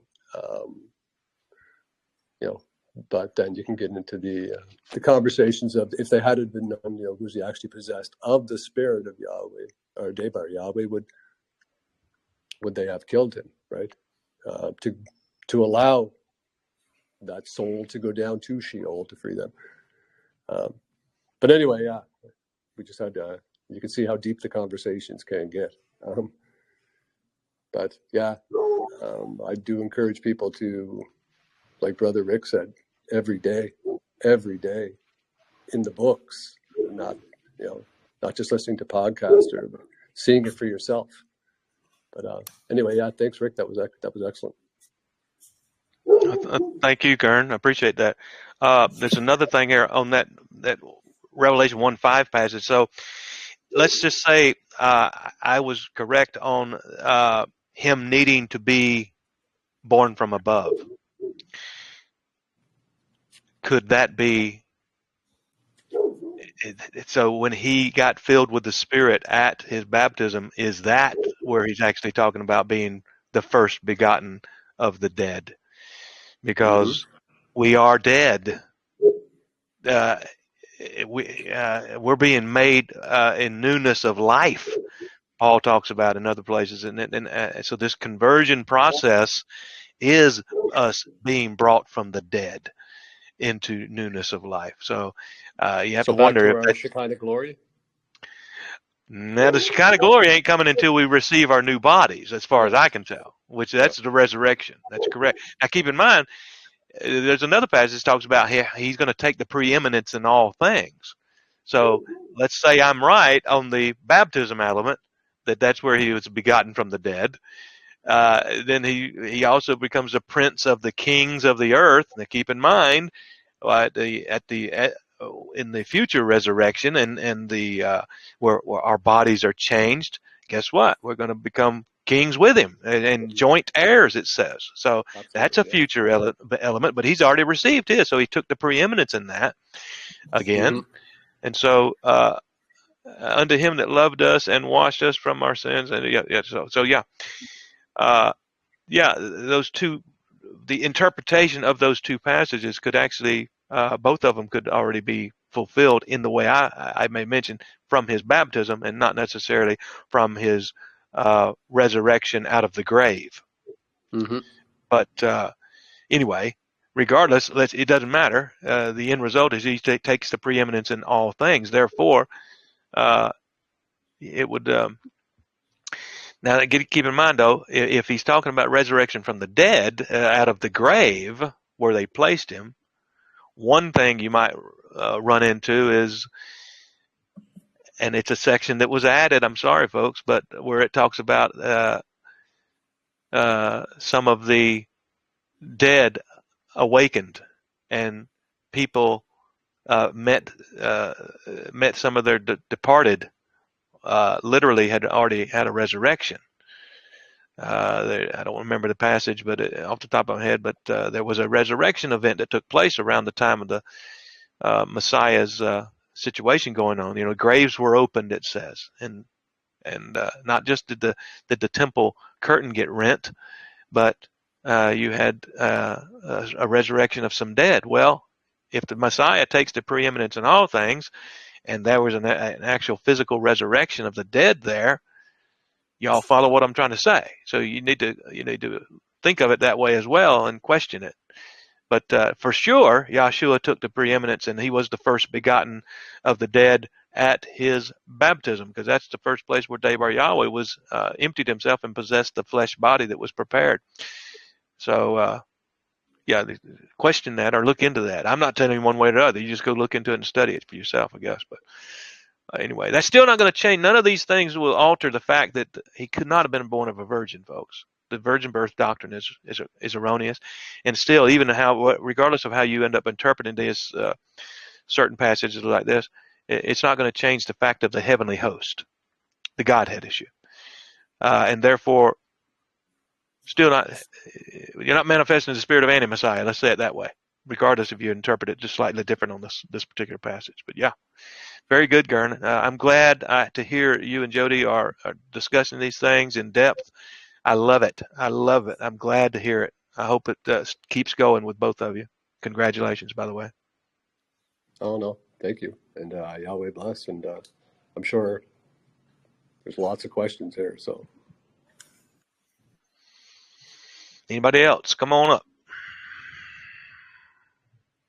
Hey, Jenny May, good to see you. And hi, Duck. I hope that I'm pronouncing that name right, but you came in at the end during the question and answers. But if you've listened to any of the previous parts of this study, maybe if you have any comments or questions, or if not, even if it's not related to the subject, any other questions you might have for Rick. But Rick, I just wanted to say, when I first found your website, we first started talking, and I saw this particular um, uh, blog post that you put here about the virgin birth, I got to tell you, I was taken back. It was like, whoa, what is this? I just thought it was so over the top, so way out there, until you started explaining it and just connecting all the dots. And then it just made so much sense. It just fell into place. But, the first time people hear this, they're probably going to have the same reaction I had. And we need to be patient with people. We need, baby steps at times. We should definitely not avoid bringing up these subjects, but just let the Spirit lead you, because that's what I did. I just let the Spirit guide and had an open mind, and the truth, presented itself, and it resonated in my spirit. And wow, what can I say? It's just an eye-opener. Thank you so much, Brother Rick. Anybody else have any comments? Well, while somebody's thinking of something to ask, I'm going to share a little story I haven't shared with anybody about this whole event, okay? So you mentioned it was kind of hard to swallow for you, I guess, when you first read it, and you thought, this guy's a nut. Well, guess what I thought about people that didn't believe in the virgin birth? I thought they were kind of nutty themselves. Okay, so what happened though is so I don't remember exactly how old I was, but I was pretty young. Well, in my 20s, and I had found this place over there at Jackson's Gap, Alabama. This is Assembly of Yahweh. By the way, it's one of the first in the country. Yeah, they're directly partly responsible for bringing this sacred name stuff to light with Elder Snow and two or three others, big names you'll find if you go study the whole sacred name movement way on back. This little old hole in the wall, a little concrete block building down there in the middle of the woods in Alabama was one of the main sources of bringing this stuff out, believe it or not. Anyway, there is another one right up the street called Assembly of Yahweh. Anyway, yeah, they had a big run-in about it and all, so they split between each other. But anyway, so I'd gotten hold of this article by Raiyn, and Raiyn went to the Assembly of Yahweh, and I knew him. And well, some of the Christians in the neighborhood and in the Assembly of Yahweh up the road, they wanted to put on a discussion of the virgin birth, and I'm going to bring in some preachers, and we're going to have a real open discussion about this. And guess what? So I go down, I travel all the way over there 2 or 3 times now, because it went several days, all the way from Georgia. And so it's about a 2-hour drive at least from me each way. And they forbade anyone that didn't believe in the virgin birth to speak. Wasn't that sweet of them? Real open discussion, right? Yeah. Nonsense. Just crazy. Anyway, I was in the virgin birth camp at the time, and I let Ray know what I thought about it. I thought, this is just terrible. Why would you teach such a terrible thing? Anyway, he was a nice guy about it, actually. he said, I understand, just read the article and tell me where I'm wrong. That's basically what it said. Anyway, in my Christian superiority mindset at the time, I just went back home and did study it, read it, and I started to write. I tried to start a writing up about refuting it, and I got about 2 pages into blah blah blah, and then came to basically one of the first issues, and I just couldn't. It had already broken my heart, folks. It had already chiseled away enough that I could not justify what I was aiming to write, in contradiction to Ray's article here. Okay, and it took me a good while, but before I fully accepted it, because there's a lot of extenuating circumstances you need to work out in your mind and in your process of belief structure. And I tell you, it does work on this here heavenly host subject. It is spirit of anti-Messiah. If you've got an honest heart, Yahweh is going to reveal things to you. If all you're wanting to do is justify your Christian upbringing and such, you're going to stay blinded. You're going to stay under that strong delusion, and he is going to damn you. I'm telling everybody in the room. I'm telling whoever might listen to this in the future. You better study this carefully. I'm warning you. This is very important. Very important. It opens up Pandora's box, so to speak, on numerous other things in your understanding. And as you read that Bible and you come across other issues, you'll know why what I just said is so. As he expands your understanding and grows you and etc., you'll understand what I'm talking about. Why I said what I just said. This is extremely important. Anyway, I picked up the phone and I called Ray and apologized to him for my attitude toward him and let him know that while I do disagree with you on your heavenly host ideas and therefore some of the passages you've got listed and such in your article, I greatly appreciate him basically being man enough to face the confrontation that he had to face. And he was at every one of those meetings in that church, hoping to have the opportunity to talk and facing such vehement assault on truth, and him just sitting there taking it. His wife was there too, by the way. But anyway, just thought I'd share that with you. Most people do reject this type of thing, but I'm just telling you, try to keep an open mind and open heart about it, and go and study it for yourself. Anyway, somebody else. That was beautiful. Go ahead, Haida. I had a question. So, I mean, while kind of studying all this, it's all brand new information to me as well, and I think we take little bits of information as we can and try to process it. But is there any recording of Christ himself or Yeshua having any children or having any progeny? There are passages. Let me see if I can find it right quick for you. I know people that believe that the Messiah had children. Yes, I know that people that believe that where he turned the water to wine was actually his own wedding, and that he did birth children. Let me see if I can find a passage. I'm trying to remember what the wording is in it. I've heard that same thing where the water to the wine was at his own wedding and that he had wed Mary Magdalene. Yeah. Well, let me see. Okay, it's an Old Testament passage. It's an Old Testament prophecy. And it's I think it's the minor prophets, if I remember correctly. No, it's Isaiah. It is. I believe it's Isaiah.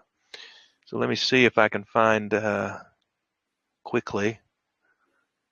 I'll give you the passage.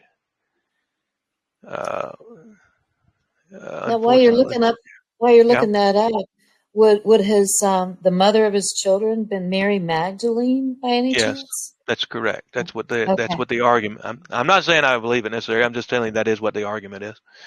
Okay, I've heard that too. Yeah. What is the passage I'm thinking about? Is this surely to my people children? She brought forth children. Israel. I thought it was 58, but it ain't. While you're looking, I want to make another comment that when I researched my family tree, I actually had some ancestors whose names were Magdalene. You got me wondering. Well, there is a lot. There is, in other words, you've heard about the movie. What they make the movie about? Where the Da Vinci Code there. Da Vinci Code stuff. Yeah. I'm not saying I believe any of that. Okay, I'm not saying that at all. But it ties in with this concept. It does tie in with this very same idea. I'm sorry, hey dude, or I just don't. It's not coming to mind, and it's not where I thought it was. So I'll have to find it. Yeah, and I'll share it with you eventually. Yeah. Thanks. Yeah, I'd really appreciate that. I'll let you know.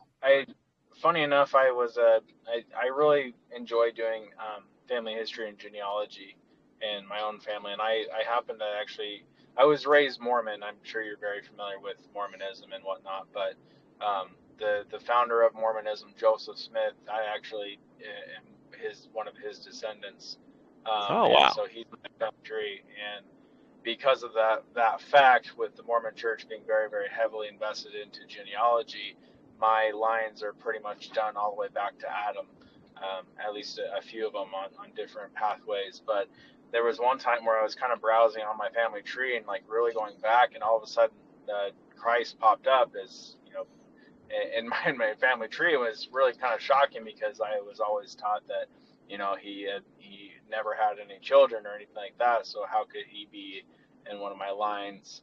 And it was just kind of fascinating. So that concept has always been, upon my mind, as to whether or not he actually had children, and followed his own commandment of multiplying and replenishing the earth.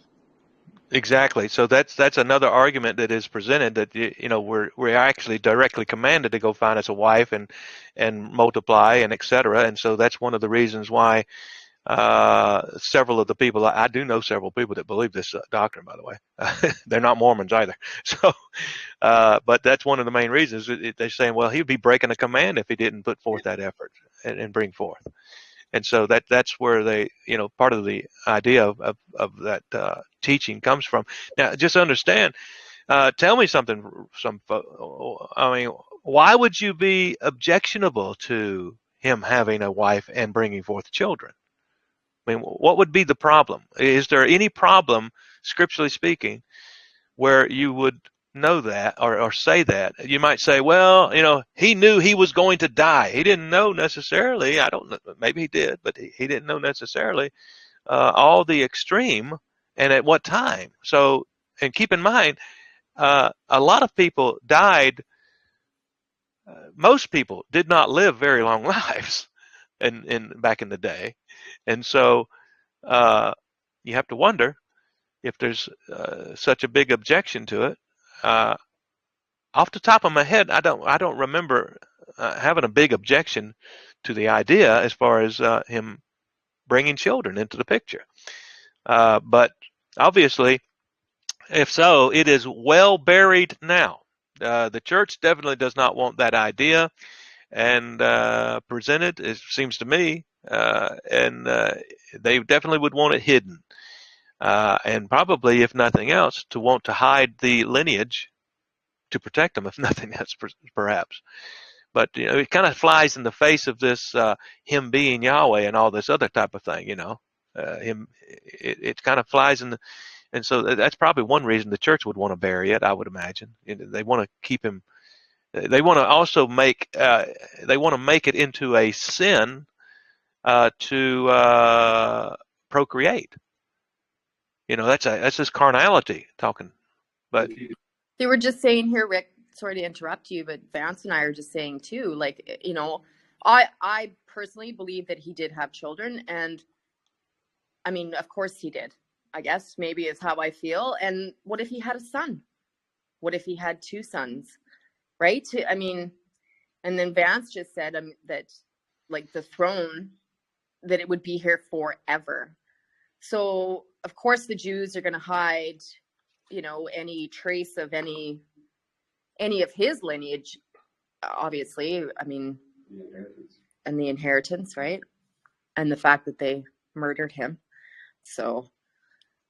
Well, that's a good possibility. Don't get me wrong. I'm not objecting to what you just said, but I would share this. You'd need to probably find a solution around the very fact of his second coming, and he's the one that's going to be given the throne because he's the rightful heir. Well, if he's the rightful heir, then what happens to his sons that were born after him? Supposedly, sons. Maybe he had daughters. Well, I'm not Even objecting. I'm not objecting to him having children, but if he had sons, then they don't become the rightful heir based upon what I just said, though.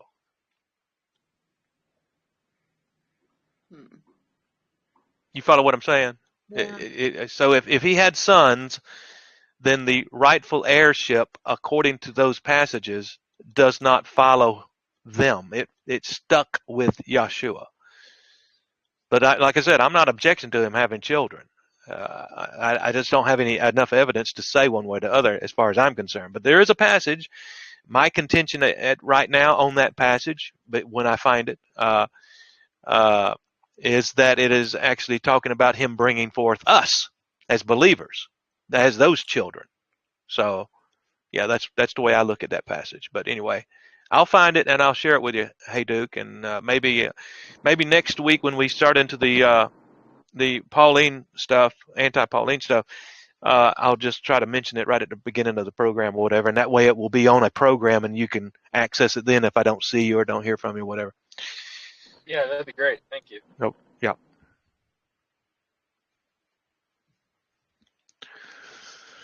Anybody else? So Rick, when we were talking earlier, Vance and we were talking about, because he asked me what my thoughts were if I still believed that the Jews, and I'm actually trying to stop saying Jews. I'm trying to refer to them as Edomites. That's what I do. The Edomites versus but I do still believe there were some Yehudites. So anyway, yeah, go ahead. But we were talking about. So he asked me my thoughts if I believed that they knew that he was Yahweh in the flesh, or that the word was in him when they murdered him. Why did they murder him? Or anyway, my thoughts are that they did not know that he was Yahweh in the flesh, that all they knew was that he was the rightful heir. And then we kind of got into the discussion of Herod and Nicodemus and some of the things that Vance shared with you guys earlier there. That, because I don't know, I guess I need to do some more research about Herod and the murdering of all of these children. And the reason I think that it did happen is, so if Herod was, obviously he was not an Israelite, yet he was the king of I guess Judea at the time. So what's because I try to think of it from their perspective. So if they discover that the rightful heir is about to be born, so this all just in terms of power and control, that why wouldn't he try to stop that by murdering all of these children, and then just we branched off into, well, then why did Joseph take him to present day England or Great Britain? That they obviously knew that he was the rightful heir, and that they had to protect him. They had to keep him safe because they knew that these Edomites, they were out for blood. They were going to kill him at their first opportunity, whatever chance that they had. And so then we discussed Satan, Satan knowing that he was the rightful heir, but not that he was Yahweh in the flesh. And so then we talked about the temptation and this, I personally believe that Satan did not know after those attempts that it was Yahweh. And for the reason that if he had discovered that, or if Yahweh had complied and done the things that Satan tempted him to do, that it would have foiled his entire plan. And I know that part of it obviously was to go down into the Sheol to rescue, or to save Adam and all of his descendants. But that, the plan, and once he was baptized and once Yahweh the word inhabited his body, that it was a multifaceted plan. There were many things that had to happen before he before he was sacrificed. So if Satan knew that it was Yahweh, then they never would have killed him, and Satan never would have let them. That, you know, and then we kind of got a little bit deeper. Is that, well, then why? You know, how is it that Yahweh can't just go down into the Sheol whenever he wants, and or, you know, like why did he have to do it this way? Because there was obviously more than one purpose behind it, and that where, you know, I said, well, like, no one's ever seen Yahweh. You can't, nobody can look at him. Nobody's ever seen him. So he had to inhabit a soul in order to get into the Sheol. And then also, you know, kind of surprise Satan, because if Satan had known that was in fact Yahweh, that he wouldn't have gotten to that. He wouldn't have been able to accomplish that, I guess is what I'm saying anyway. He wouldn't have been able to, because they wouldn't have killed him. And I think that was the only way that he could get down there was to, I don't want to say disguise himself, but he had to inhabit a soul in order to actually enter the Sheol. I think it's part of it, but I don't know if I'm losing you or kind of all over. No, I'm following along, but what I'm sitting here accumulating things I want to say back, and I should tell you, it's getting tough. You're getting deep on that, okay? But in other words, if you could give me a little segment and then let me comment, and then you say another segment, and then that would be better. But okay, let's just so back up a second. Let me give you a little reasoning why I think you might be right on some of that stuff, but I'm just going to share that.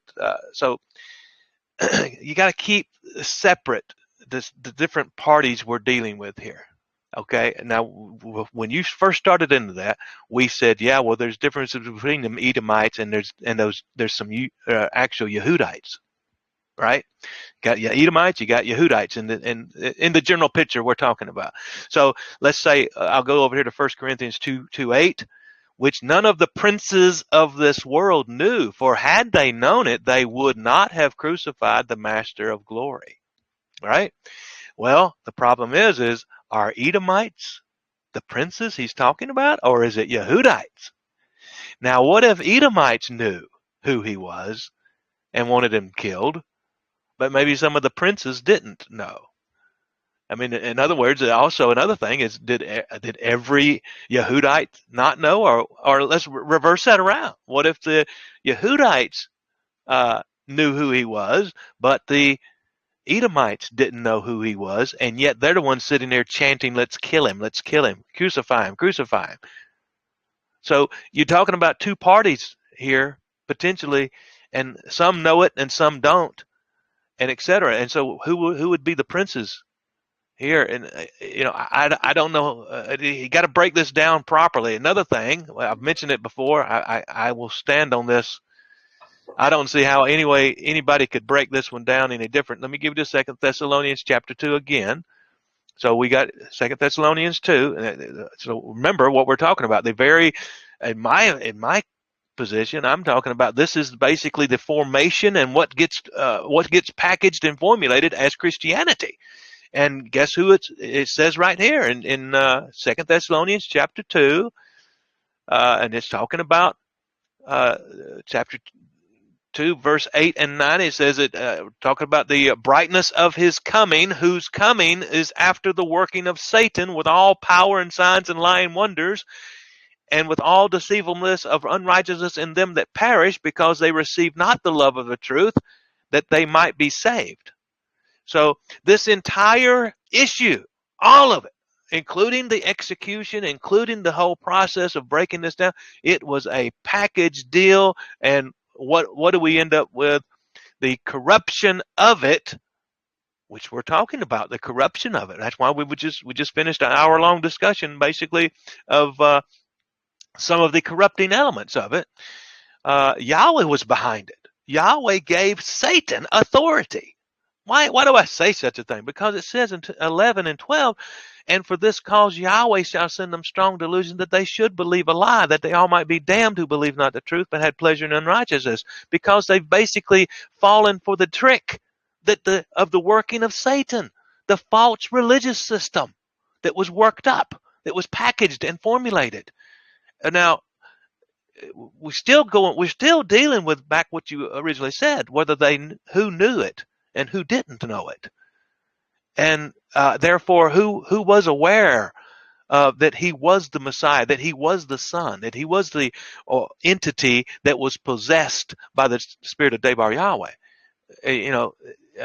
I'm telling you, based upon the miracles alone, as far as I'm concerned, and numerous other elements that are revealed, they could not have not known. It seems like to me, if anybody was studying Scripture, it might have been your princes of Yehudite, the actual Yehudites, that were not doing much studying. So there's some things we have to watch out for and break that down properly. I agree with you that there's some issues. Now, you said something else that I wanted to touch on, but it ain't coming to mind now. So yes, you got to remember you're dealing with an old man here. So I was all over the place. I apologize. I was just trying to. No, there was something else a good point you made. I like the point you made, but I'm trying to remember it, but it's not coming to mind now. So sorry about that. But anyway. About the temptation. About how he got into the Sheol, the only way he could get in there. I don't know. Yeah, it's not coming to mind. There's another little element there, a section that you kind of went into, and it crossed my mind then too that there's another thing that I need to mention, but it's not coming to mind now. So maybe it'll come up again. I'll mention. Maybe I can remember it again and I'll say something. But anyway.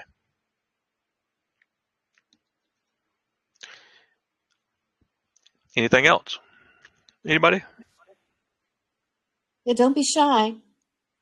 Just unmute yourself and let us have your thoughts. But Haiduk, you were talking about genealogy, and I trace my genealogy back to Charlemagne and Julius Caesar and all those great guys. But I did in the course of that find out that the Mormons do have probably the most exhaustive and thorough, comprehensive genealogy of all. I'm not sure. No, that's pretty accurate. I think they're the foremost. I'm not going to say experts, but they definitely have the best tools at their disposal for using genealogy and know how to do it very well. It's funny you mentioned that. Charlemagne he's my 36 times great grandfather. Wow. Interesting. I forget how many up the line. I'm sure he's a lot of people's. I'm sure he's a lot of people's grandfather too. Yeah. Well, my grandfather's one of his names was Julian, so I think it must be a family name, came directly from that.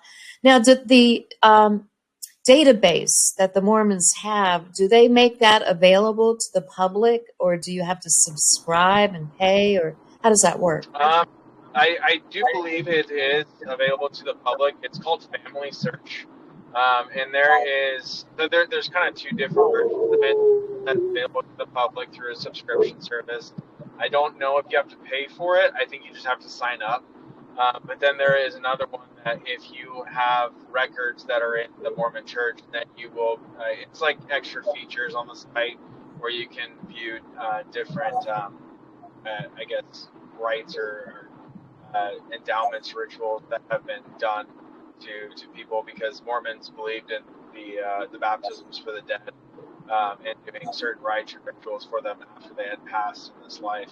So there's access to those features on the website too. But yeah, I'd be happy to post it in the School of the Prophets chat if you're curious to check it out.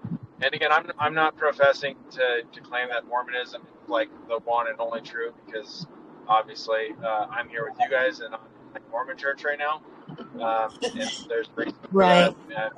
Yeah, I feel like Mormonism has drastically altered and changed. Even from what I know as a child, it is not the same as it is today. Yeah, there's probably as much corruption there as there's been in Christianity. I will say this: when I knew a guy Rick, you may remember him. His name was James Green. He used to chat with us with Willie Martin and company. He was an old guy out of Roanoke, Virginia, I think. Anyway, he was like a 32nd degree Mason, and basically before he could become a 33rd degree Mason, he had to accept Satan as his master.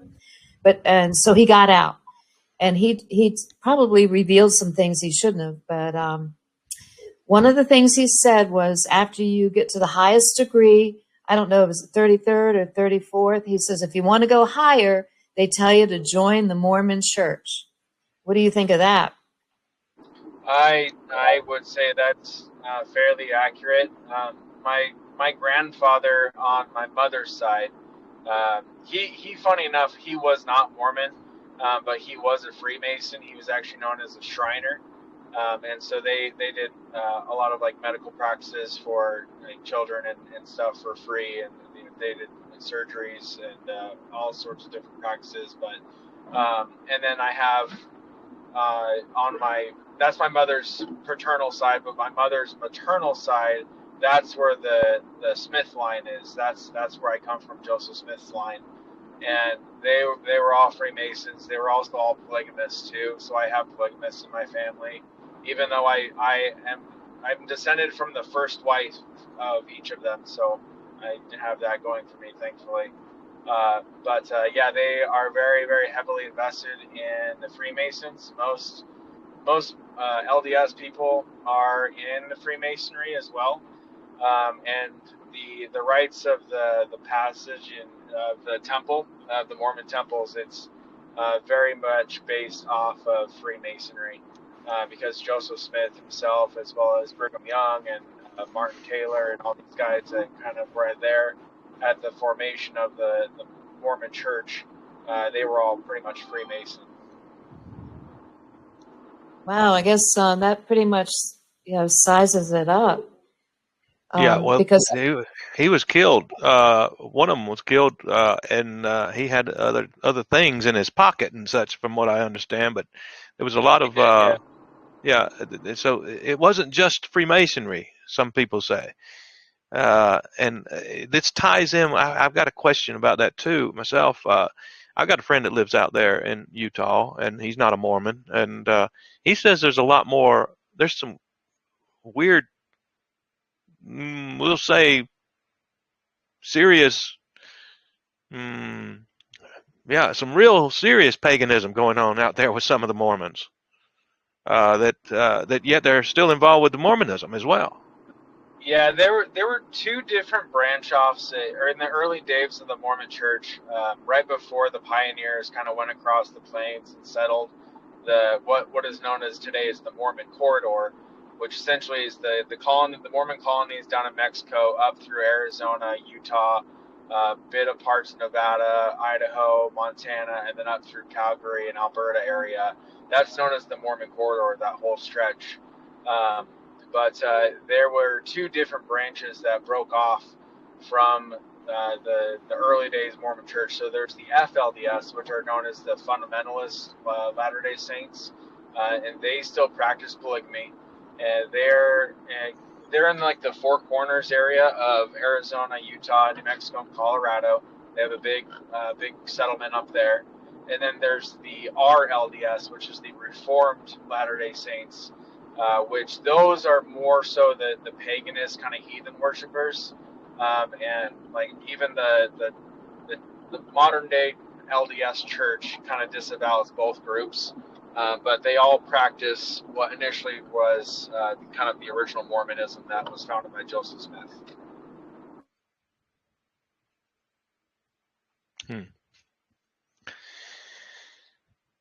But yeah, I mean, honestly, I wouldn't doubt the fact that there's a lot of heathenist practices in Utah, especially because, I mean, Utah is a hotbed for homosexuality. It's one of the biggest homosexual places in the country, oddly enough, is Salt Lake City, as well as just other practices that are just really degenerate. That's interesting that you would mention Salt Lake City because that reminds me of Lot's wife, who was turned into a pillar of salt when Sodom and Gomorrah was being destroyed. And I have to wonder if Yahweh has a sense of humor there. Perhaps. It's funny that growing up, Mormon is I even served a mission. Like, if you guys know what the Mormon missionaries are, like, I Oh used to yeah. be one of those guys riding around in a suit on a hot summer day on a bicycle. But a lot of the original teachings of Mormonism prior to 1978. They were very, very much reminiscent and similar to what is taught with, like, what you guys teach with the Israelites being the white Europeans race, the Adamic race being the white race. That was a pretty much a staple within the Mormon Church up until 1978, when the government threatened to take away the Mormon Church's tax exempt status because they didn't allow black people to hold the priesthood offices or to enter into the temple or anything like that. They allowed them to sit in the congregations and take part in ceremonies, but they were not allowed to hold any priesthood offices or go through the temple. And it even went to the extent that they were barred from baptism. Didn't So they it teach was them that they were some of the fallen angels?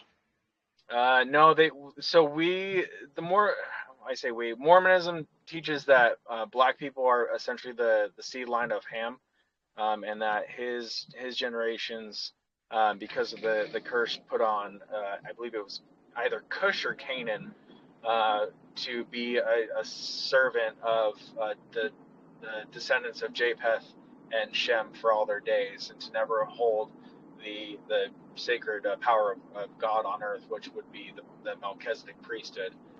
So that's why they taught that about blacks, that they were the seed line of Ham, and that they were cursed to not hold those priesthood offices ever. But then again, taxes and money speak louder than religion. Yep. Yep. I'm searching for that passage for you, and I basically just searched for something like "children of Jesus" or something like that. I typed in, and I mean, every passage, there is no evidence that Jesus had children. No evidence. Almost every single one of them.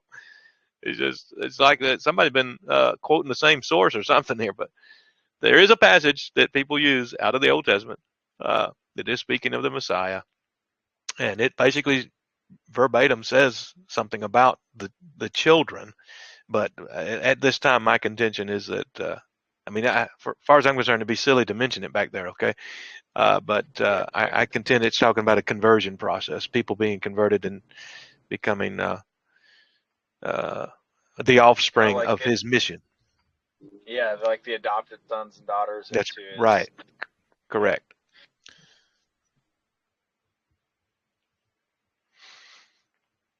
Well, it's certainly fascinating stuff. I think I'll have to hop on that genealogy website that I have and trace back my lines again. It takes me a while because I have to go line by line and figure out where kind of the dead ends are, and then just keep tracing back until I can find it. But I'll be able to find it again. I've found it 2 or 3 times in the past, and it's always really kind of fun when all of a sudden you hit a button and there's Christ, a picture of prototypical Christ that you see.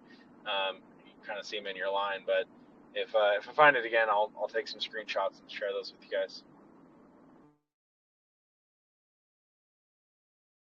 I just found a website here, Brigham Young University, Christopher James Blythe. I know that name. Okay. Says, while the belief that Jesus was married during his lifetime has been popular among church leaders and lay members since the 19th century, it has never been an essential of Latter-day Saint theology. Yeah. Yeah, it's more so one of the things that, like, it was kind of an understood thing that he had married Mary Magdalene, but it wasn't necessarily taught as like strict doctrine nor necessary for your eternal salvation. So it's just kind of like one of the extra details that happened to be there, but it wasn't like a primary focus by any means. Yeah, like I said earlier, I don't know that I would have any problem with that being with him having children and being married and such. I just don't know why that would be forbidden. I do understand why the mainstream Christian church might, especially Catholics, might have that as an issue. It's because of their heavenly host concept. Trinitarianism and things of this nature. That's one reason they would want to throw up a objection to that. But for several reasons. But yeah, I'll see. I'll ask the fella I know, one of the main guys I know that I talk to him regularly, that believes that, and he probably will be able to share it to. Actually, I've already texted him, but he hadn't texted me back. Yeah, he's the one that keeps calling while the programs are going on. Anyway, and now I text him and got him a question that I'm needing right now answered, and of course he's not around. But anyway, I was going to ask you if somebody did you see the website where it talks about the gospel of Jesus's wife? Have you heard? It's an Egyptian papyrus known as the Gospel of Jesus' Wife. Have you all heard of that? I don't remember that one. There are a couple of other writings, though, that I know this friend of mine have made mention of, that extra biblical writings that seem to suggest that he had been married and that he had children. So I'm going to see if I can find that as well. See if he can remember those, and I'll see if I can share that with you. Like I said, to me it wouldn't be a big issue one way or the other. So I'll just. But I don't know that there's enough evidence to make it solid, concrete fact. Here it is. Yeah. Well, if nobody else has any questions, it's at the top of the hour. We'll shut down. Maybe Rick, if you want to say a prayer. Anybody else before we close?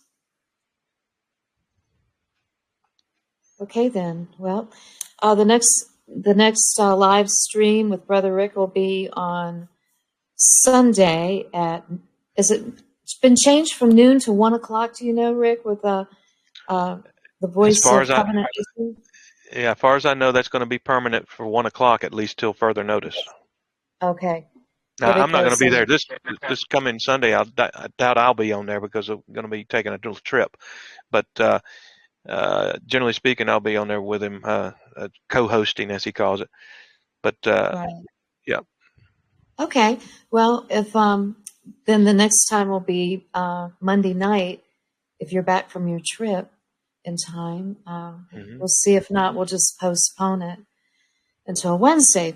Okay, everybody. Well, Rick, do you mind closing in prayer for us? Okay. Well, before you start, anybody have any prayer requests?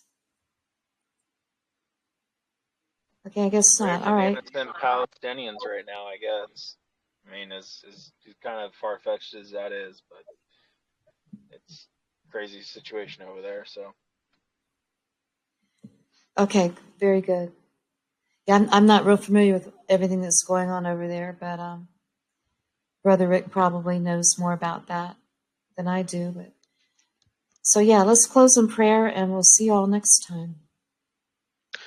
Okay, Father Yahweh, we thank you for this day. Thank you for everything you've done for us. I thank you for the opportunity to be able to share my understanding of your will and your ways. And I pray that if I've said anything that was wrong, that you will remove it from their mind, and that it will not dwell there, and that it will basically not hinder them in any sense of the word to more growth and alignment with your will and your ways.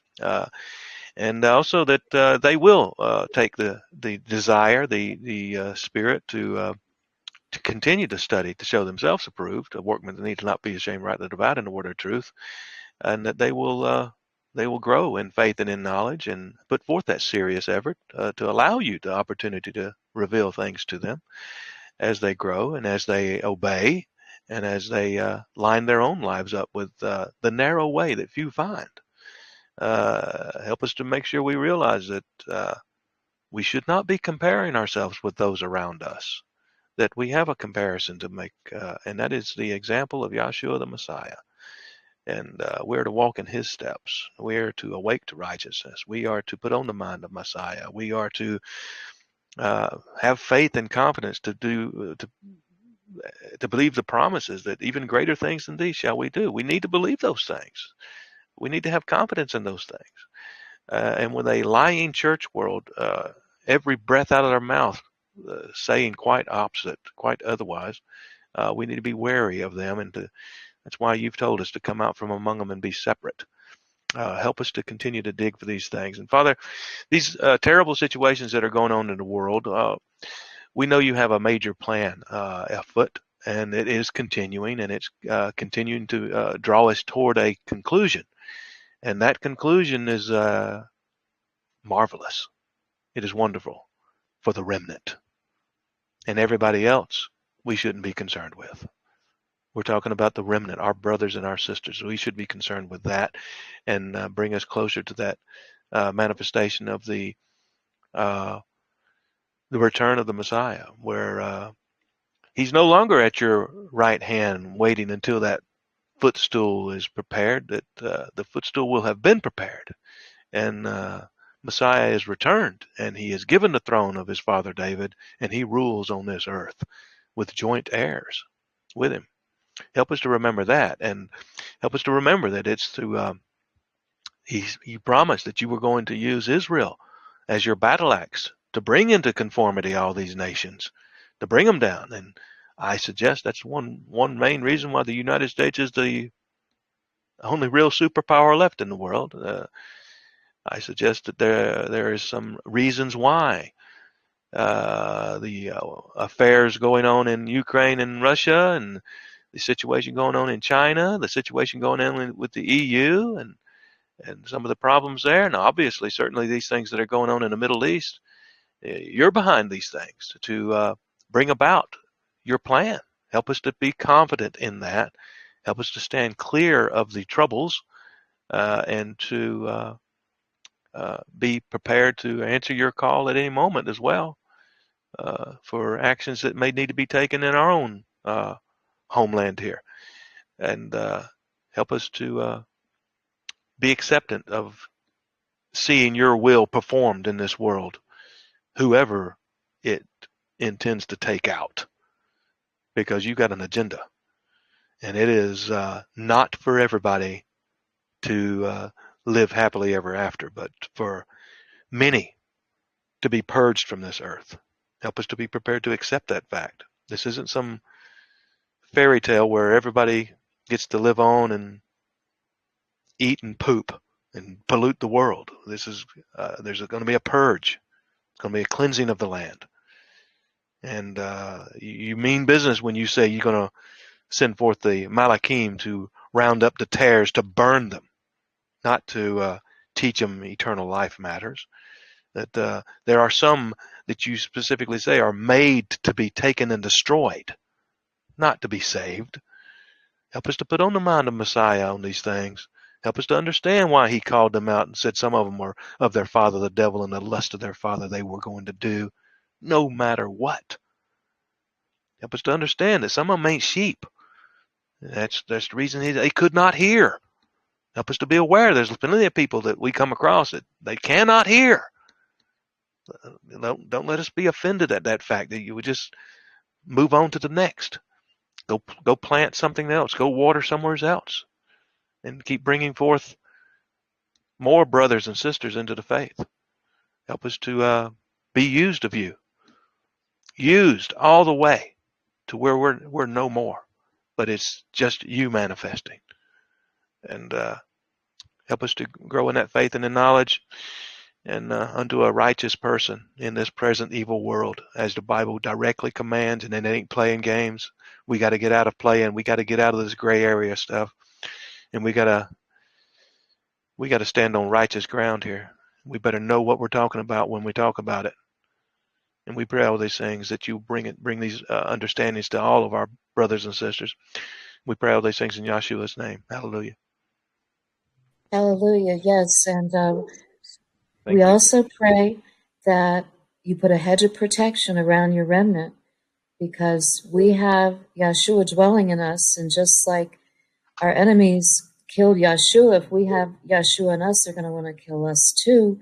Just put a hedge of protection around Brother Rick, and put a hedge of protection around each and every one of your remnant, that they be not afraid, because we know that if we have faith, we have no fear, and that we continue to do your will and do your work and be your battle axe to bring about this footstool that Brother Rick has talked about in your word.